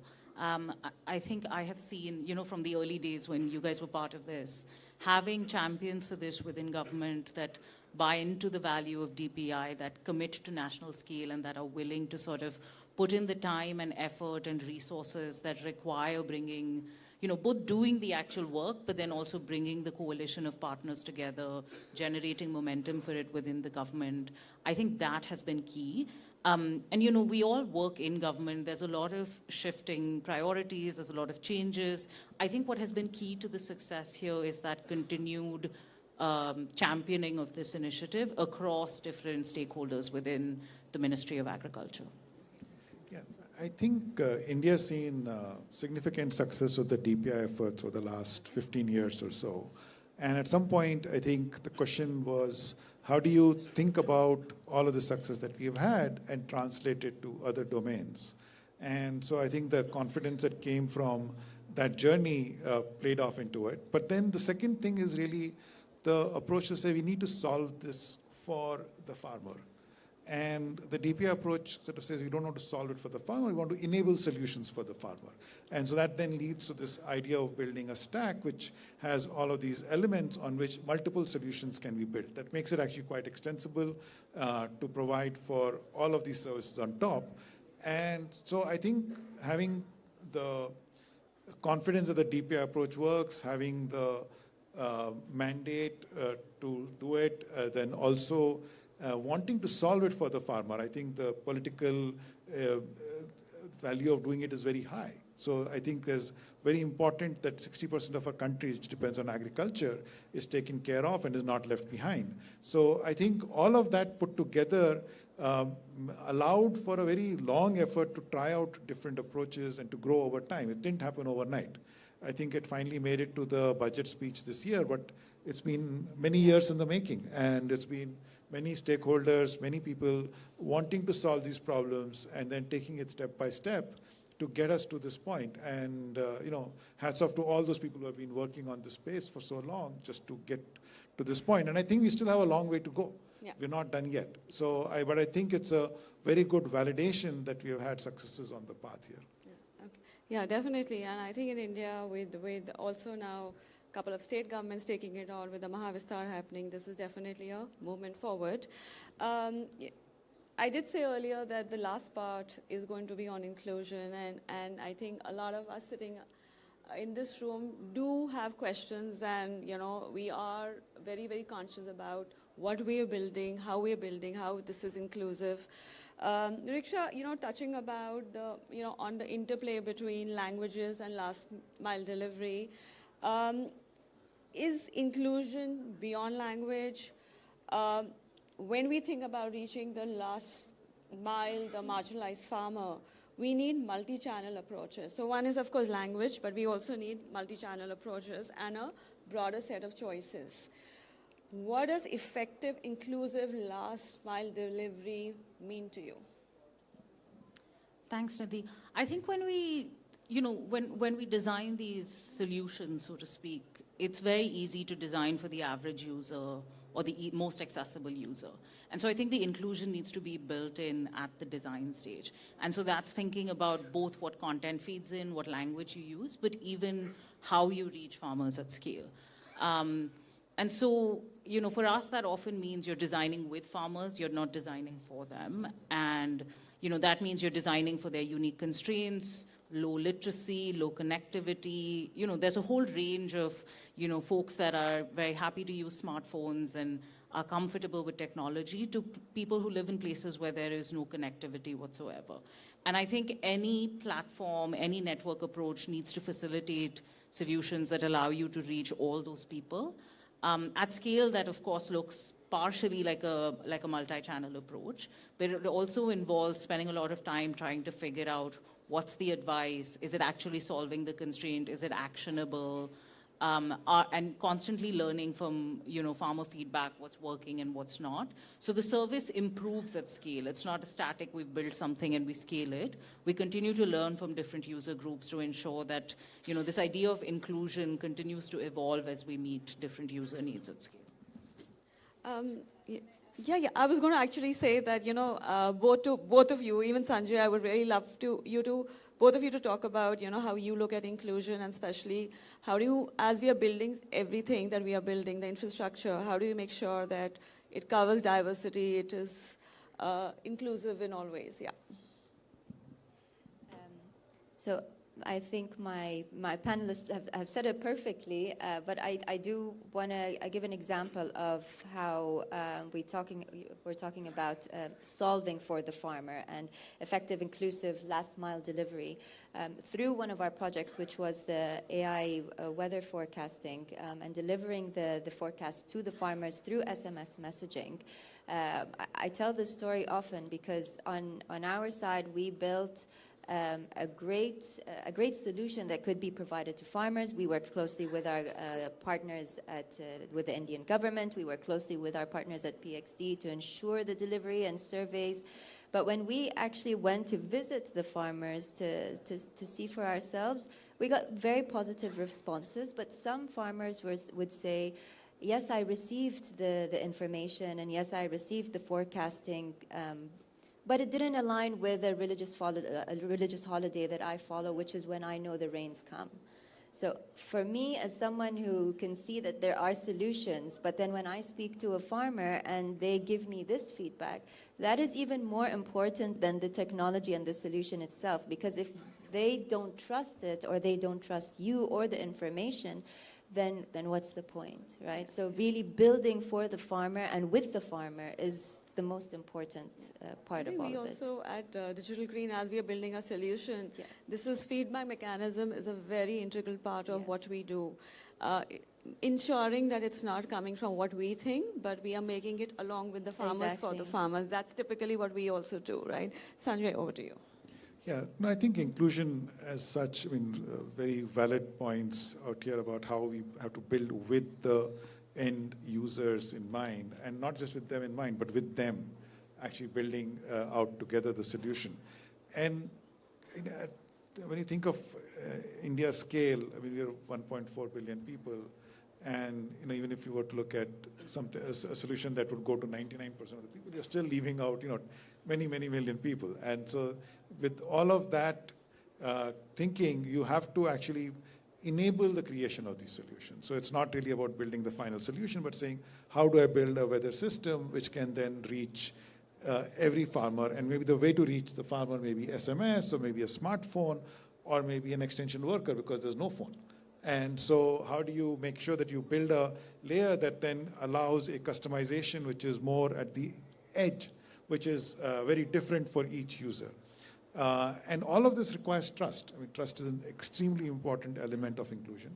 And because if you lose the trust of people, either because you're not aligning to their beliefs, or you're sort of, you give them advice and it proves wrong, then, all of those are places where you can actually go wrong. So and you have to make sure that you build that trust in. And a lot of it comes from making sure that you're taking the right advice from the right people, you have the right stakeholders. So having the government as a stakeholder is very important, but so is it important to get agriculture experts and to get weather experts into the mix and to build their solutions. So it's not just about the technology, it's about all of this coming together. And so only then can you get to inclusion. But I think even then, it's always work in progress, right? I feel we still have a long way to go on that aspect as well. Absolutely. I think of course, I can keep on asking questions, but one, I think the other day I was chatting with Jagdish JB, and I told him you all over, and he took me too seriously. I think decided that he should skip this one, but it could be the traffic outside. But before I summarize our discussion, any quick remarks that three of you have before I summarize it?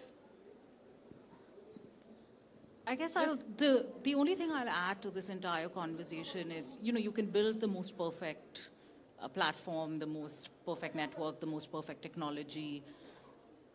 Trust takes time. And, to Fatima's point, as you're pushing newer information, things that might go against, knowledge people have held for years, both designing with them, but also, working over time to build that trust. You prove yourself right once, you communicate uncertainty adequately. There are different aspects that go into building trust, and I think that is going to be critical as we think about what it's going to take for, AI advisory services to go to scale. Yeah, I mean, I agree. I think that we are at a very critical time as AI is coming and growing very quickly. There's a lot of excitement, but we also have to be very careful in terms of how we manage data and build models, and to make sure that we do it with the right partners. We build together to ensure that these public goods reach the people who need it the most. Yeah. Welcome, JB. We were just concluding, and you're there in time. Very sorry. No, I was just telling the audience that I've been telling you that you're all over, and you took me too seriously. Oh, my God.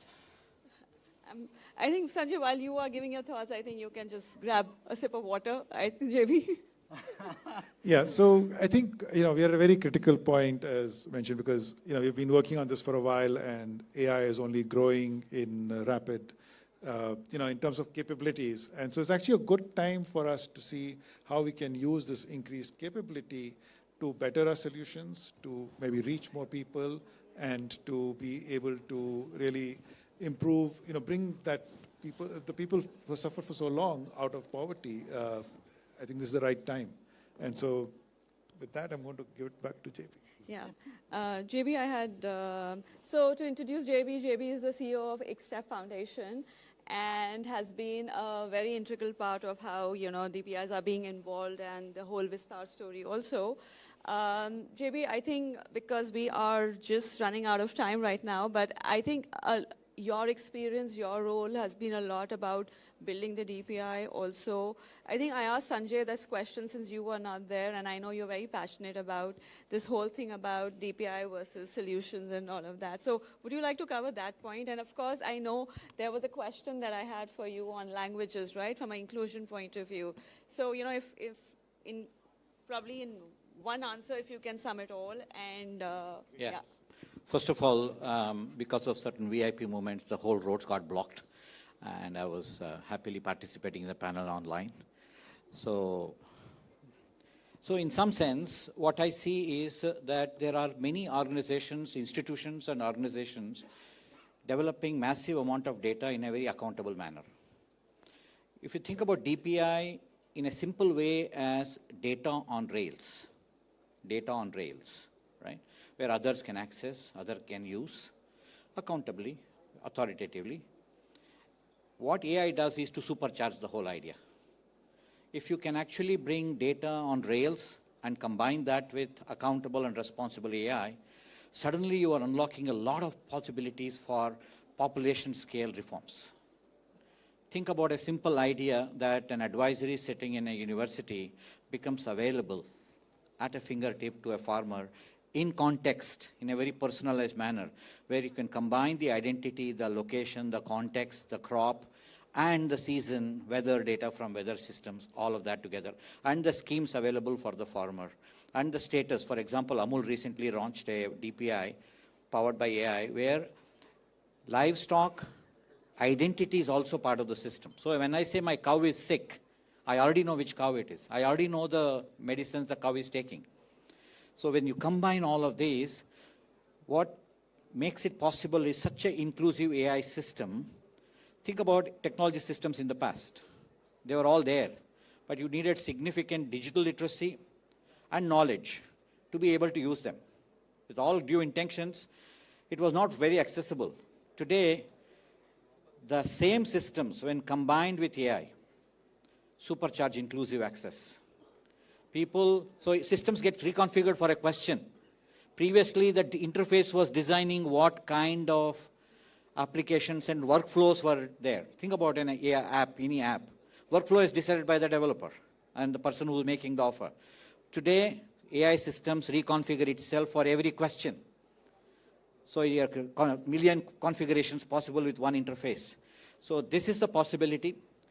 And now, what with language work that India is leading for the last 4 or 5 years, one can supercharge with the local tongue of the farmer.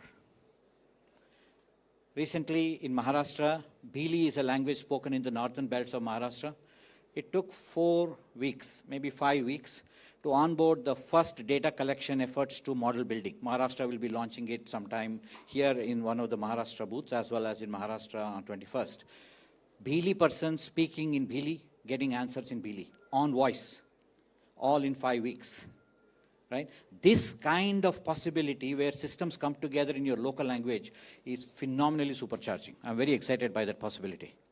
JB, since, you know, I've just been told we have less than 5 minutes, but in a minute, if you can just tell us that, you know, you took the example from Maharashtra, and I know that in terms of, you know, how things are getting implemented on Open AgriNet and Vistar, you know, what's the difference between what's happening in Maharashtra and what's happening in Ethiopia? Wow. So we kind of, Nidhi and her team in Digital Green has been part of Vistar for us 3 years maybe, yeah. I think so, 3 years. Rikin has been a very passionate supporter. With Open AgriNet, we kind of brought together all the building blocks necessary. See, once I came here because somebody guided me to come in certain ways quickly. That means a path taken already. Open AgriNet made it possible for somebody to create a path, create a safe path, responsible path, and others can follow.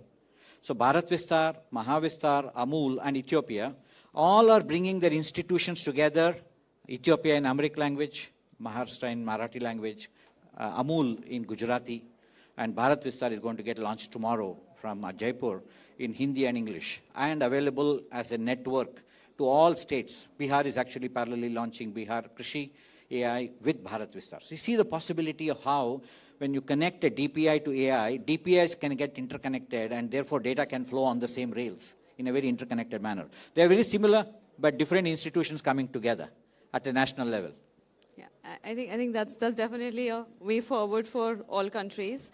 You know, what in the last 45 minutes, 50 minutes, what was basically, I think the word trust came up again and again out here, and you know, it's about, you can't create public value on its own. It is about, you know, getting basically how AI can help you to build more trust, and how the systems are more interoperable. So that's one of the key things that I, you know, took away from all of you. And also the earlier conversation on how Sanjay was explaining, things has to be horizontal, right? And then build up on that. And then I think there has to be a little bit of, you know, while governments will build up the horizontal systems, how private players can build up your vertical systems or your other solutions out there. And also, you know, as we are doing things at scale, none of these solutions really are effective unless they are done at scale. It doesn't need to be linear. Basically, you know, good data standards and governance enable scale, while fragmented systems and weak processes create risk. So we have to make sure that there are the right kind of processes, the right kind of systems to ensure that there is, of course, the earlier point of trust and good governance out there. It has to be built on good governance system. Governance doesn't need to be an afterthought out here. And just finally, I think, you know, while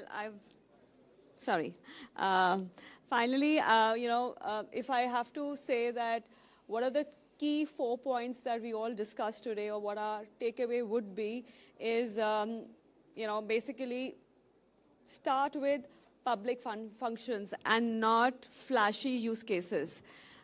We have to identify registries, eligibility systems, and advisory content that must work reliably before AI is introduced. So again, talking about the earlier point, build a strong base before the AI system is introduced. And I think that has been the success of some of the DPIs in India. And unbundle from delivery, right? So allow multiple public and private actors to innovate on top of shared governed data instead of locking governments into end-to-end platforms. So I think, again, it is a lot about the government basically building a platform and then others building on top of that. I think that is the way the scale will also come in. And the earlier thing on benchmarking evaluations, how that becomes extremely important to make sure that there is evidence-based scale up and not just scale up generally for it. And what I said earlier, your governance, your governance cannot be an afterthought, right? It has to be a part of your design principle. It has to be a part of how you plan in terms of building in your DPIs and your infrastructure. And with that, I think, yes, thank you to all of you. Last but not the least, what I said earlier, ensuring that whatever you build is an inclusive AI, right? We have to make sure that it's built on good governance, data, trust, and inclusive.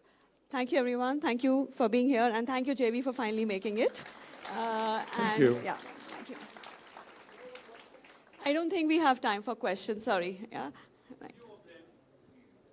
No, we've been told that our time is up. Sorry about that. Yeah. Thank you. Okay, lovely. I'm sure you can catch hold of one of them later on and ask them the question. Yeah. Thank you.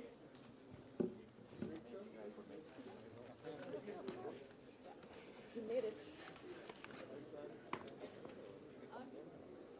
Good. There are a lot of flowers. Thank you very much, all of you, for putting up with my delay. I know. I passed the exam.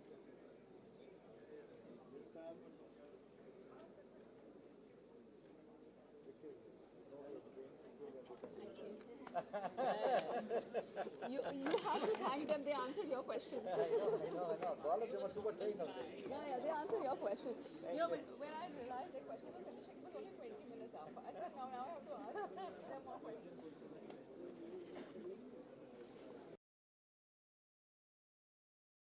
You learn all of these computer science stuff, there may be a job at the end of it. They won't be motivated. If I tell them, go build this website, and I'm paying you to do this, much more commitment there. So we need to combine the two. And that's where I think involving the industry early, so education institutions, industry, getting into partnership early on, I think would be a big help in this. Can I come to Rajan? The ministry through AICOE is investing for and envisioning digital public infrastructure. You can hear it, right? Okay. Public infrastructure and platforms to support large-scale innovation in multiple domains. Yeah, it's for you. It's for you. Okay.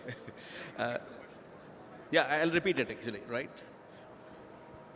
Hold the mic always in here. Okay. Okay. The ministry through AICOEs is investing for and envisioning digital public infrastructures, DPI, and platforms to support large-scale innovation in multiple domains, including education. You are part of the committee. From the VC ecosystem's perspective, how can MOE initiatives such as national platforms and AICOEs catalyze AI startups in education, particularly those emerging from India, and what policy or platform level enablers can help these innovations scale sustainability? Yeah, firstly, hi everyone, good morning. Welcome to the summit. It's my first session. I'm glad I came today. Looks like, and congratulations to the ministry. You managed to get all of us in, I think, seamlessly. So firstly, the centers of excellence that have been set up by the Ministry of Higher Education have absolutely strategically very, very important because at the end of the day, you know, cutting edge research, cutting edge applied research comes really from either leading AI labs or come from leading universities, right? And the fact that we have now several of these centers of excellence that have been set up is absolutely critical. What I can sort of commit from the venture capital ecosystem, so I represent sort of a venture capital ecosystem in India. What I can commit is that all of you who are in AI companies, you know, either in these centers of excellence or in any university or for that matter even outside, there's enough capital, right? So what you really want to be doing is building something that's very useful, that is highly differentiated, and what I can say is there's enough capital. So I think that's the first thing. I'd say second, look, when it comes to AI in India, we will win the application layer. I don't know how many of you know this, but India already has more native consumer AI startups than the US already, okay? Which is quite remarkable. Actually, very few people know this. And the reason is because India has 900 million connected internet users, 850 million of them are daily active users. They spend 7 hours a day on the internet. And there are literally thousands of unmet needs, including in education, right? As a result, we have several hundred funded startups. I think by the end of this year, there'll be over 1,000 funded, venture-funded native AI consumer internet companies, which is actually higher than what the US has already. So we will see that happening, and then we'll also see it happening in enterprise applications, vertical applications. And as Sridhar mentioned, I think this week, India starts seeing our models, right? They generally will be smaller. They'll be 3 billion to 100 billion type parameter models, but that is where we will begin. And from almost all use cases that India needs, be they consumers, be they businesses, be they governments, I think our models will be, number one, they'll be state-of-the-art, and number two, they'll be extremely affordable. So I think we are actually starting off in a very, very good place already. Now, when it comes to AI in education, you know, I don't know how many of you know this, but India has invested many billions of dollars in first wave of edtech. But despite the tens of thousands of crores that have been invested in the first generation of edtech startups, only 20 to 30 million Indian students have paid for online education. India has 250 million students in K-12, which is first grade to 12th grade, and about another 40 million students that are in higher education. So 290 million students in India, less than 10% have paid for online education. And the reason is because it hasn't been affordable. Right? If you have live teachers, you do one-to-many, or you do recorded. I think for the first time with AI, we are seeing the ability to personalize education to the absolute last student, right? And what we are beginning to see from AI in education, AI tutors in India is super, super interesting. Here's another interesting data point for you. The fastest growing native AI in education company is Indian. It's gone from literally no revenue to 100 crores of revenue in about 6 to 7 months. It's profitable. I think it'll be basically 1,000 crores of revenue over the next 18 to 24 months, right? And this is not just one company. We already have maybe 10 or 15 companies in the country. And we will have 50, 100, 200, 300 companies. So I would say when it comes to education, we have the biggest needs of any country in the world because we have 290 million students. We don't have enough infrastructure. We don't have enough students. And AI will play a very, very central role in meeting those. Now, I'll come to Kamakoti. Ministry through AICOE in education at IIT Madras, namely, recently launched Bodhan AI. It was mentioned that AICOE aspired to develop Bharat Edu AI Stack, a digital public infrastructure designed to ensure AI and data sovereignty. This takes inspiration from our earlier successes in identity, Aadhaar, and payments in UPI as DPI. As we now build the EduAI stack, are we aiming to create a blueprint for the world, or is it a defensive wall against the current dominance of centralized Western LLMs? Hello.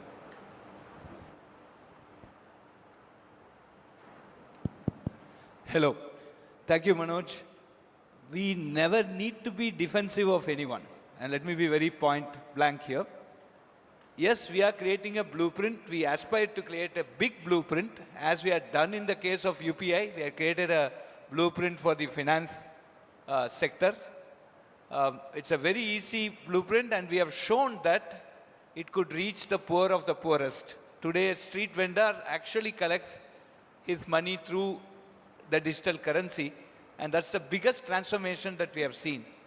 And I'm sure this blueprint that we aspire to create will be one that will demonstrate the world about scalability.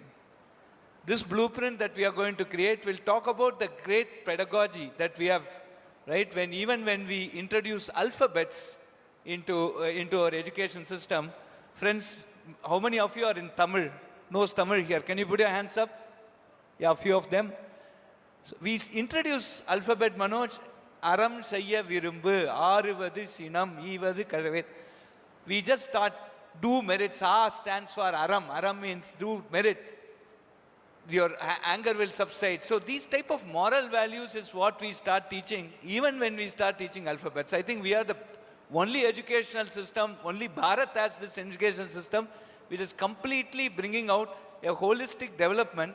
And I think that is what we will be capturing in our pedagogy. The fourth important thing is, today, Bharat celebrates the unity in the diversity. We have 22 official languages, and we are going to bridge this gap. As you had seen, many demos had come from Sarvam, where we are, when we talk in one language, it can be broadcasted to multiple languages. And that is very, very important today from the education perspective, because teaching in mother tongue is extremely important, and the grasping power is high. The concepts could be well explained and understood. The last thing that we would like to put here is that we will be the blueprint, 100%. I am very sure, very confident, that will talk of how AI can help the student right from K to research, how AI can help the parents identify certain skills and certain things which the child cannot do. Many of you would have seen Tare Zameen Par, the movie where it took the 5th standard kid was detected to have autism. I think we need to find those things and fine-tune the kid to do what they were good at. I think this will be a great guidance. I think the AI template will bring up. The third important thing that we would like to put here is for the teacher, how the teacher can do a personalized tutoring of the student. And this is also very important. We have a very, very mammoth task of bringing our GER to 50% by 2035, and AI is going to play a very, very important role. So to sum up, we will create a blueprint which no other country could create, and I'm very confident of that. Thank you very much. Dr. Vibhu, it's for you. Your perspective is partially coming from California, US. How critical is it for India to build its own AI models, specifically designed for our own Indian context and the constraints? Which sectors, such as education, agriculture, healthcare, governance, do you see should have the highest impact priorities for us? And who should lead this effort?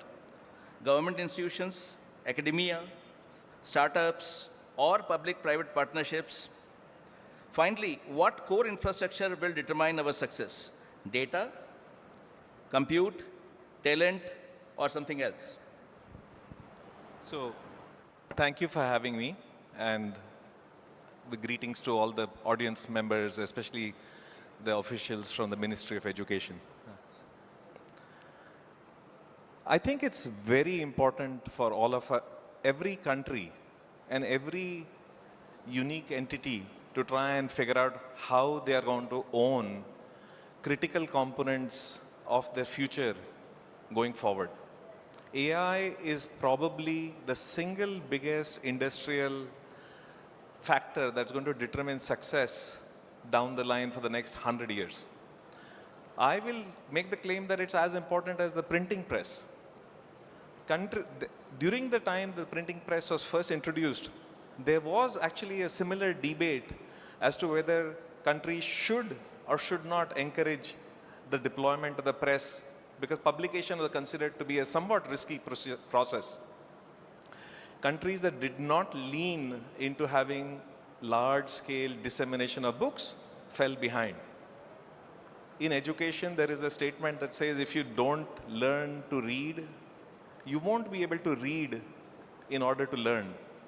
If we don't build our own LLMs, the inability to use AI will cause any country to fall further and further behind. AI is an amplifier.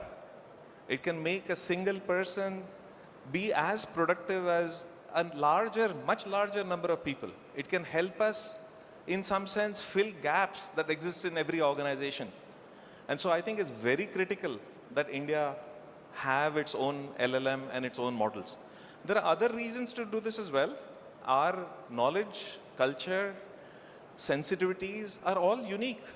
And I think every country, but especially a country as unique, as diverse, with a tradition as rich as ours, needs to have a model that India has built and India can control.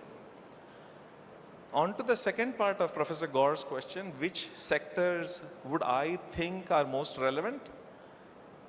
I think almost all of these sectors are going to be massively impacted. Healthcare, in some sense, especially in the US, consumes much more resources, financial resources, than almost any other sector does. So one might answer healthcare. Agriculture in India employs about half of the population, so potentially even agriculture is a sector to try and lean into. But the sector that I am most personally interested in, and I think we should lean into, is education, because education in some ways is something that most of our population, especially the population under 22, interacts with on a daily basis. Nothing else comes close to the amount of time we spend on education. If we can amplify the impact of AI on education, we will have the greatest lever for changing things. So from my personal perspective, I would actually vote very strongly for education. Finally, to the last question, I think there are only three parts. Which of these sectors or which of these factors will actually contribute to success? Resources, people, data, compute. I would even throw in policies and money. I think data is the most important. Models will keep improving every year, but the data that goes into those models is priceless and hard to collect. We will build better and better models with better algorithms, but the data needs to be carefully thought about, curated, organized, and deployed in ways that can help us build the right things. India, in some sense, has the longest history of written materials around. So for us to be able to collect all of the data, digitize it, organize it, feed it, will allow us to get ahead of a lot of other people who will not have access to this data. And you can see this today in the Valley, where people are making deals worth billions of dollars for access to data, especially New York Times and other newspapers. But I think the real treasure is still to be unlocked. Thank you. Professor Manindra, initiatives like Sathi and national digital learning platforms are central to Ministry of Education's strategy for democratizing access to quality education. How do you see such and other platforms contributing to the ministry's larger vision of AI-enabled academic scaling? And what institutional models are needed to ensure that these platforms continue to evolve with emerging AI capabilities? How do we ensure that this does not become a digital divide 2.0, where tier 1 schools gets AI tutors while the rural schools only get AI textbooks and the translations? Am I audible? Yeah. Thank you for the question, and it's a pleasure to be here. The initiatives like Sathi, what they have been doing is creating content and delivering them at scale. But that scale is still not comprehensive enough to cover all nooks and corners of this country. And that is where infusion of AI tools into delivery of this content comes into play. What Sathi has been doing is creating local resource centers with suitable people employed there who can get access to even villages and students there. But as I said, it is not comprehensive, and in order to make it comprehensive, the integration of AI tools which will deliver this content either through a local center or going further using the digital media through smartphones and through popular applications like WhatsApp or similar ones. That's going to be crucial in ensuring that the digital divide that you speak to is not there. Every content, every model that is to be used for training the students should be available to all students. It's going to be a mammoth effort because it's going to require development of low bandwidth models which can even work offline at times. It's also in parallel going to require an extensive deployment of, extension of 5G and then upcoming 6G networks, which can take the bandwidths to all parts of the country. And of course, the smartphone infusion that is happening in parallel anyway. So with all of these in place, which I'm sure will be there in next year or two, the delivery of content, provided we can develop the right set of small models for them, will be universal. And that is going to be the key in ensuring that the quality education reaches to every single student of the country. Next question for Professor Sunita Saraogi.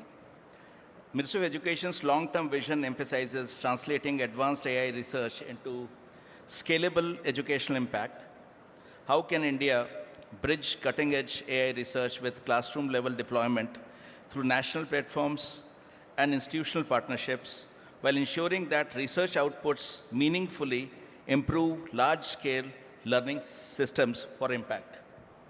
Hello. Yeah. Thank you. This is a very timely question.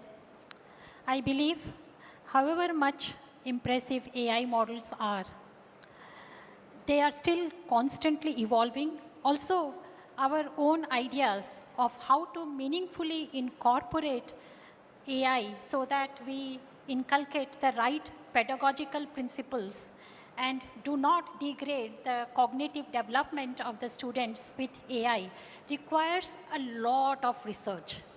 So the number one consideration we should have in any national level platform that we build, which facilitates dissemination of AI-enabled education, should have the property that it should be very dynamic and responsive.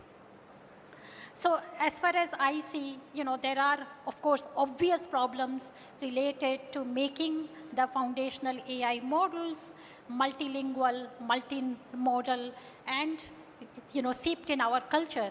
But another very important challenge I see is the steerability of AI models. We want AI models to be regulated by teachers when they are used by students for augmenting their learning. And I don't see the current prompt-based steering of AI models adequate for such important deployment where we want to have human oversight in how AI is used for learning so as to not degrade the cognitive development of the students. So, of course, first we have to create this test bed comprising of large models, which has these properties that I mentioned. And in parallel, we have to work along two fronts. We have these excellent nationwide platforms like Swayam, NPTEL, and Diksha, and those obviously have to be made AI-enabled so that we have more personalized education, more personalized learning, greater accessibility to people with disabilities. So those are obvious things that we should invest on. But in parallel, we should also think about, does AI enablement, given that knowledge is now so cheaply accessible, should we also encourage our students to think about solving grand challenge problems much sooner? So here I would like to call out a project Eklavya that Professor Swami Manohar has been championing. You can see articles about his vision in Medium and other forum. So that also, while we sort of make conventional modes of learning AI enabled, we should also think about new kinds of things that we do during learning. Another vision he has is that of providing with every student a lifelong agent that not only helps him fill his learning gaps, his or her learning gaps during normal learning process in school, but also, enables him or her to develop skills as they go through their professional career for full lifelong learning. A third very important point I want to make is that we need to use this dynamic environment. Vibhu mentioned the crucial importance of data, and as digitized AI-enabled learning is made nationwide and widespread, we should use this opportunity to provide privacy protected access to data to researchers so that they can develop algorithms which have greater chance of translational impact. And I would really like to call out that while we create national level efforts, researchers also play this very, very crucial role of connecting us to the technological developments that are happening worldwide as we connect with the international research community. Education that way is a human level challenge, and we also need to collaborate with the rest of the world as we come up with the best method of solving our problems. Thank you. Okay, Vibhu, because she mentioned Project Eklavya, which I'm aware of, so I relate the next question to you. Policies, pedagogical strategies are imperative for integrating AI tools in education, which we mentioned, while safeguarding, enhancing core human cognitive skills, critical thinking, creativity, and curiosity. You have studied in IT Bombay. In the current scenario, how can education system, if reformed, will develop an AI-ready talent with skills that complement and possibly surpass machine capabilities? So this is, I think, probably the most interesting question, and I can afford to be a little bit controversial. I think education is the field that will change the most. And I think in some ways, because I only have 2 minutes to talk about it, I will even say that within education, the thing that will change the most is the form of content delivery. We have had books for 500 years, and they have not really fundamentally changed. I think in the next few years, we will see books being replaced by essentially the equivalent of AI models. Books that will allow you to talk to the book, talk to the author of the book, argue with the author of the book. Wouldn't you like to be able to read the Mahabharata from the viewpoint of either the author or from the viewpoint of Draupadi or Vidur? You want to be able to try and get descriptions, understanding, analysis of all of these things in ways that have never been possible. So I think actually the way education will change is that we will no longer focus on rote learning. We will no longer focus on memorization. We will focus more on analysis. We will focus more on pushing the boundaries. And I'll keep this very short because just before Professor Gaur came up to me in the morning, I was reminded of a Pali word that I don't know how to pronounce. So for any of you in the audience who know Pali, forgive me. The word is Ananya Ananta Samintindriya, which is a word that I don't think has an equivalent translation in any language. It says, I look forward to the joy of knowing things that I know I do not yet know. I think in some ways education will change to try and drive more curiosity, more drive, increase motivation because of the inherent joy in learning things. So from my point of view, especially given that I am seated on a podium with 3 IIT directors, let me be controversial and say maybe we will not need IITs teaching the way they do today.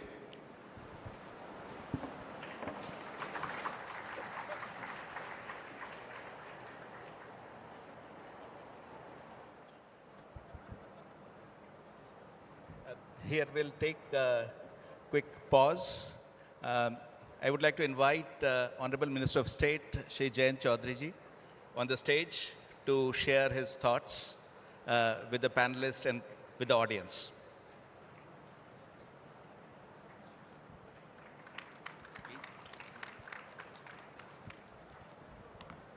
Honorable Cabinet Minister Dharmendra Pradhan ji, our very distinguished panel of experts, our reservoir of knowledge, and to listen to whom this very select audience is here. Of course, it's a disparate audience from technologists to researchers, students. And the success of this AI summit that is happening for the first time, a global event of this stature in the global south, is that we've also drawn in what could be perceived as a casual visitor who is inquisitive.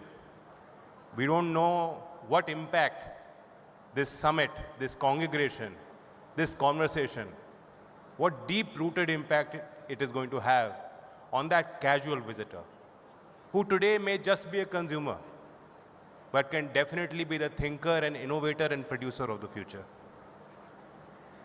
If you look at technology, technology will always break down walls. But sometimes technology can also erect their own barriers.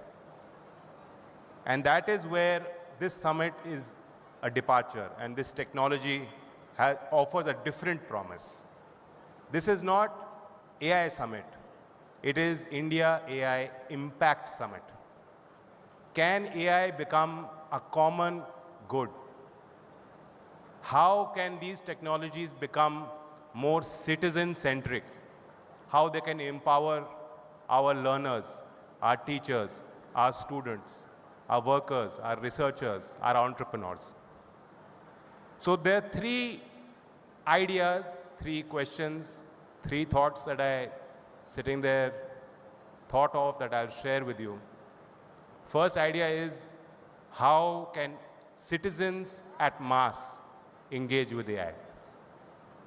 And here I commend the vision and the work put in by IIT Madras, which was given the Center of Excellence for Education, an Honorable Minister and our leadership, our Prime Minister, thinking of and ideating on us building a stack, the education stack, the full spectrum. We know we are capturing a lot of data. We know we have academic bank of credit. We have a digital backbone. we are now able to capture minutest details of the educational journey of every student of our country.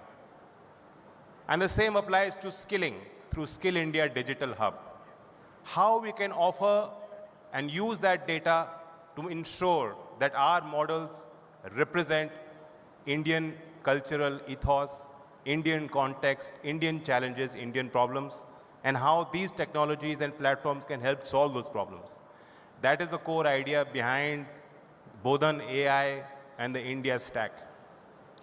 Second question is, how will students and educational systems engage with AI? And here, in skilling, we've always been talking and emphasizing on lifelong learning.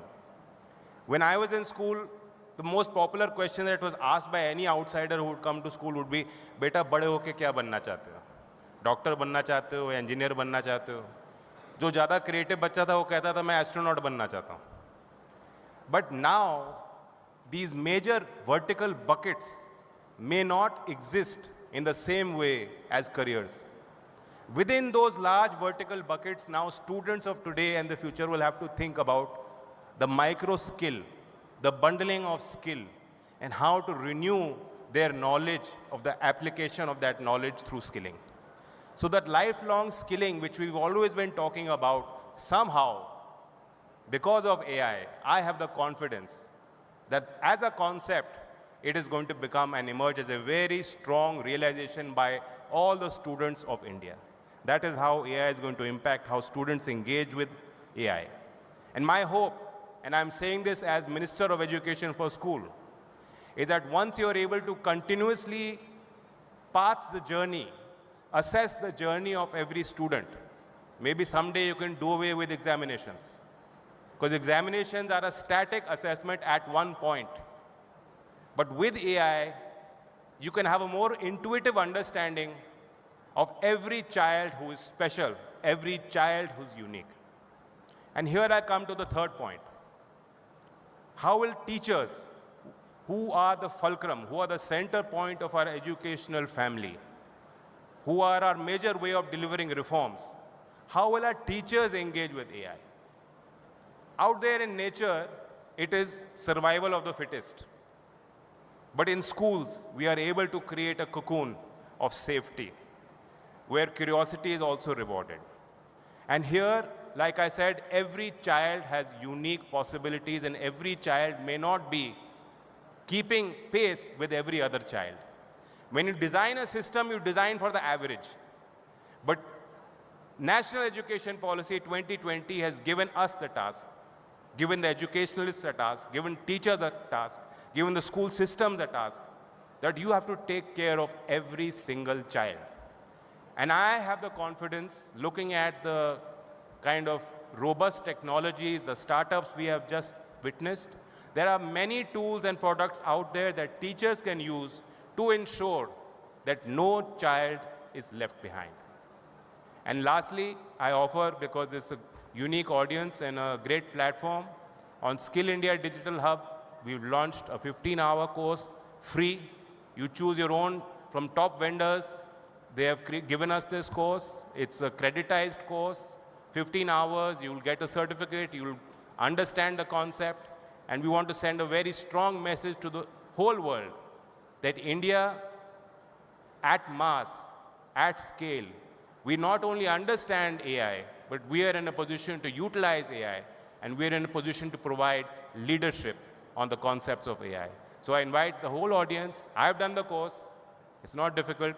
Please look at Skill India Digital Hub and sign up for SOAR. Thank you.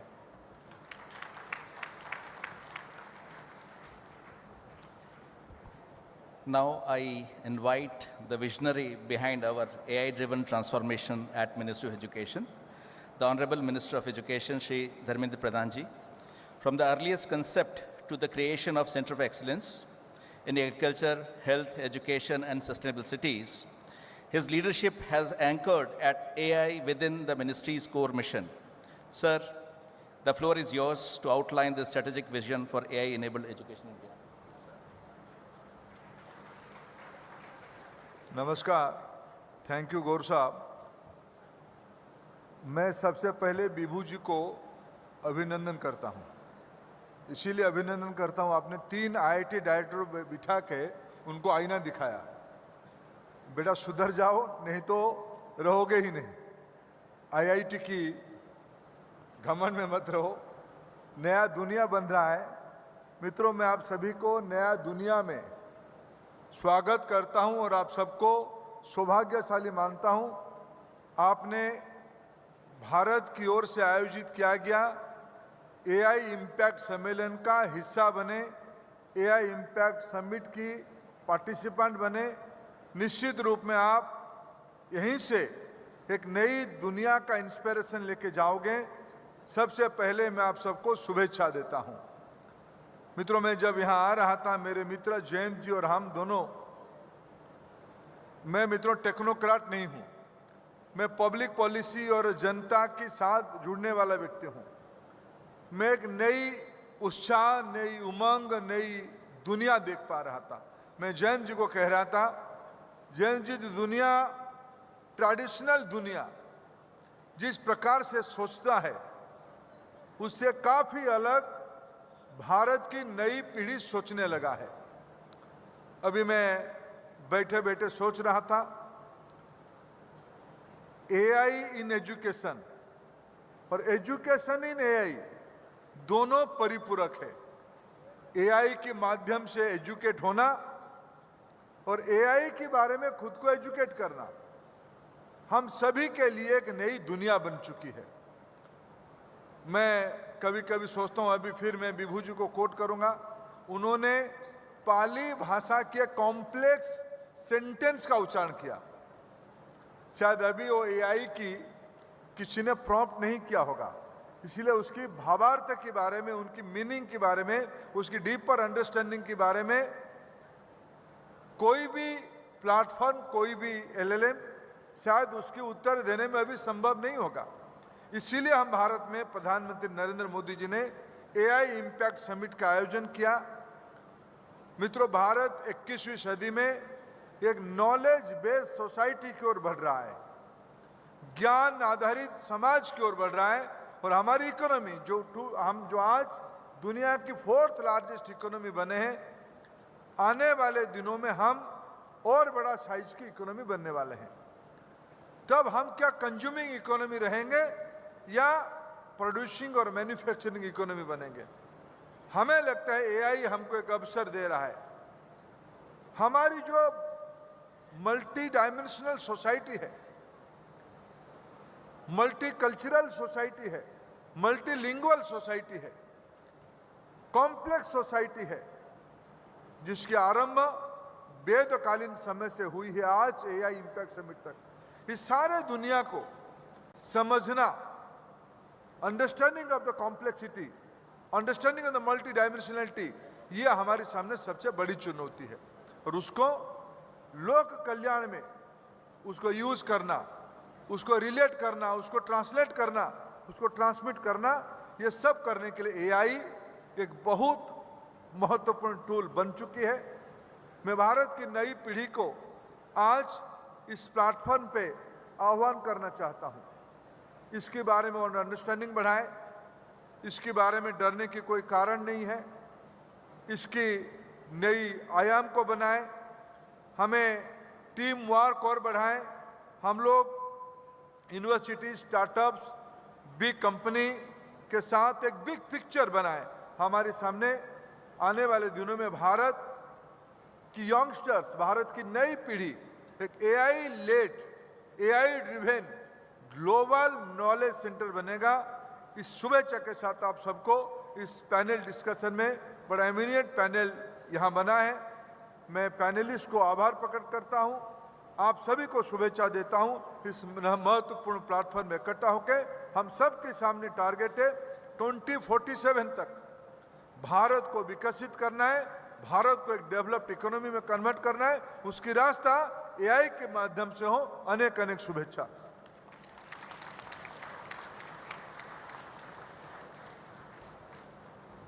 Thank you, sir, for your inspiring address and articulating such a clear, forward-looking vision for advancing AI-enabled education in India. Your guidance provides strategic direction for all of us. We work together towards building future-ready education ecosystem for the nation. So,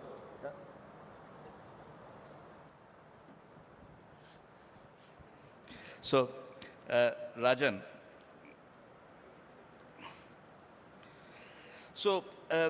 on the EdTech pivot you mentioned earlier, we have seen post-COVID Zoom era EdTech bubble and aftermath. With AI mission providing GPU access at a reasonable rate, do you see a new breed of AI native Indian startups, which you mentioned earlier, that can actually compete on IP rather than just marketing?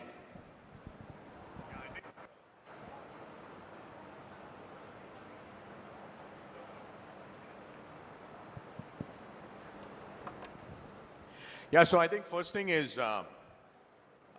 it's very difficult for a consumer internet company in India to compete on marketing today because there are lots of large companies that spend a lot more, right? So you have to have real IP, you have to have a real value proposition. As I mentioned before, I would say, look, from a next new generation of AI native edtech companies, we are already beginning to see the emergence of those. As I mentioned, the fastest growing AI in edtech company is actually Indian now, based in India. And we'll see a lot more of that. I actually wanted to use the time, since we have this amazing forum, to make two asks. I think it's wonderful that we have the AI centers of excellence. We have a big focus. But for India to really now go from, we are now building models. This week we'll see them. I think we'll have state-of-the-art models that go from 2 billion to 100 billion parameters. But if you really want to build an AI leader in the world, right, we have to lead the next generation. We have to build world models. We have to find new architectures. And to do that, we need to have many more AI researchers. The US and the UK today have 3,000 top-tier AI researchers each. The UK has 2,300, and India has 200. So my first ask is, since the Ministry of Higher Education is also represented, we have Minister here, how do we get to have 5,000 to 10,000 world-class, top-tier AI researchers? Because if we do that, we win, right? So that's the first. I think the second ask is, the AI mission has been great to have. I think the last count was 34,000 GPUs that are available. But I would love to see each of the IITs get, maybe the IITs plus the IISCs and maybe the top 20 technical schools in the country, get 2,000 to 3,000 GPUs so that researchers can do real research. Because, you know, it's very difficult to do AI research if you only have 22 GPUs. You just can't do that. You know, so today, any given one of the top 10 AI companies has more GPUs than all of India. So those are my two asks. Professor Manindra, for you, changing tracks, how do we prevent cognitive atrophy? It's a word which is being used. With scaled up AI in education, if AI handles the logic, what happens to thinking capacity of the generation that is supposed to lead India for Viksit Bharat at 2047? Well, it's already a well-studied phenomenon that reliance on usage of AI leads to cognitive decline. And I'll draw an analogy with the era of mechanization. When that came in, it led to physical decline across the human population, obesity, lifestyle diseases, they all came in. And then came in gyms, specialized places which physically trained you. So I expect something very similar to happen in future with respect to cognitive abilities. There will be cognitive gyms coming up, which will allow those who are interested to train their mental abilities to bring them to a position where they can function properly. Thank you. Professor Kamakoti, it's one-sentence predictions. I'll ask a couple of you. In 2035, will the world look for India or to India for its algorithms or its augmented humans?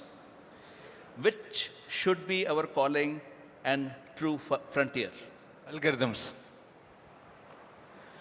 Professor Saraugi, what is the biggest win we should aspire by 2030 and fast forward to 2047?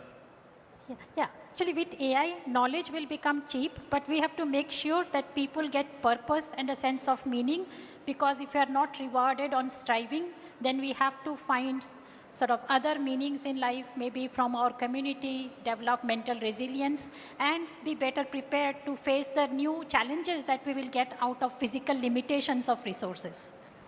Vibhu, last one-liner for you. Again, I'll repeat the same question. 2035, will the world look to India for its algorithms or augmented humans? Which should be our calling as a country? Algorithms.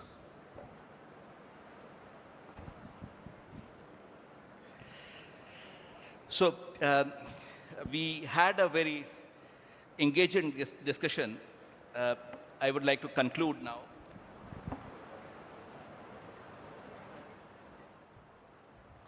So 4 defining messages emerged from our panel today as critical takeaways. First, our approach, India's approach to AI in education is systemic. It's anchored in digital public infrastructure, moving beyond simple adoption forward, an enabler for a complete transformation of our research ecosystem, which is the need of the hour. Second, the Ministry of Education has evolved into a strategic ecosystem orchestrator by connecting governance, industry, and frontier research. We are building powerful, sustainable models for responsible AI innovation at scale. Third, the real frontier is not just technological readiness, but institutional courage. The challenge ahead lies in preparing our teachers, institutions, universities, and governance systems to adopt AI both meaningfully and equitably. What stands out most is that India is not merely adopting tools, we are building national capability. Through our AI Center of Excellence, curriculum reforms, translational values, and talent pipelines, we are creating a global reference model for large-scale transformation. As we march towards Viksit Bharat 2047, our task is to ensure that AI remains a primary enabler for inclusion, quality, and opportunity across the entire education continuum and society. Before I conclude, I leave you with one final reflection. In a world where AI can replicate our expertise, how do we redefine the unique value of human spirit at work?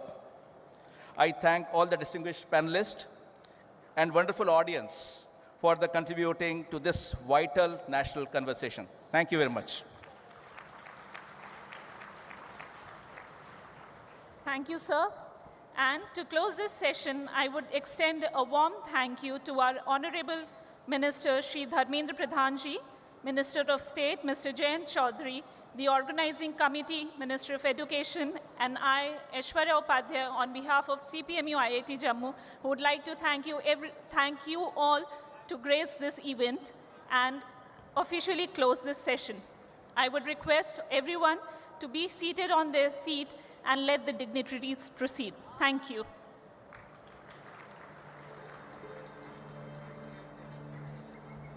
The next session is on industrial AI. Those who want to be seated for this session.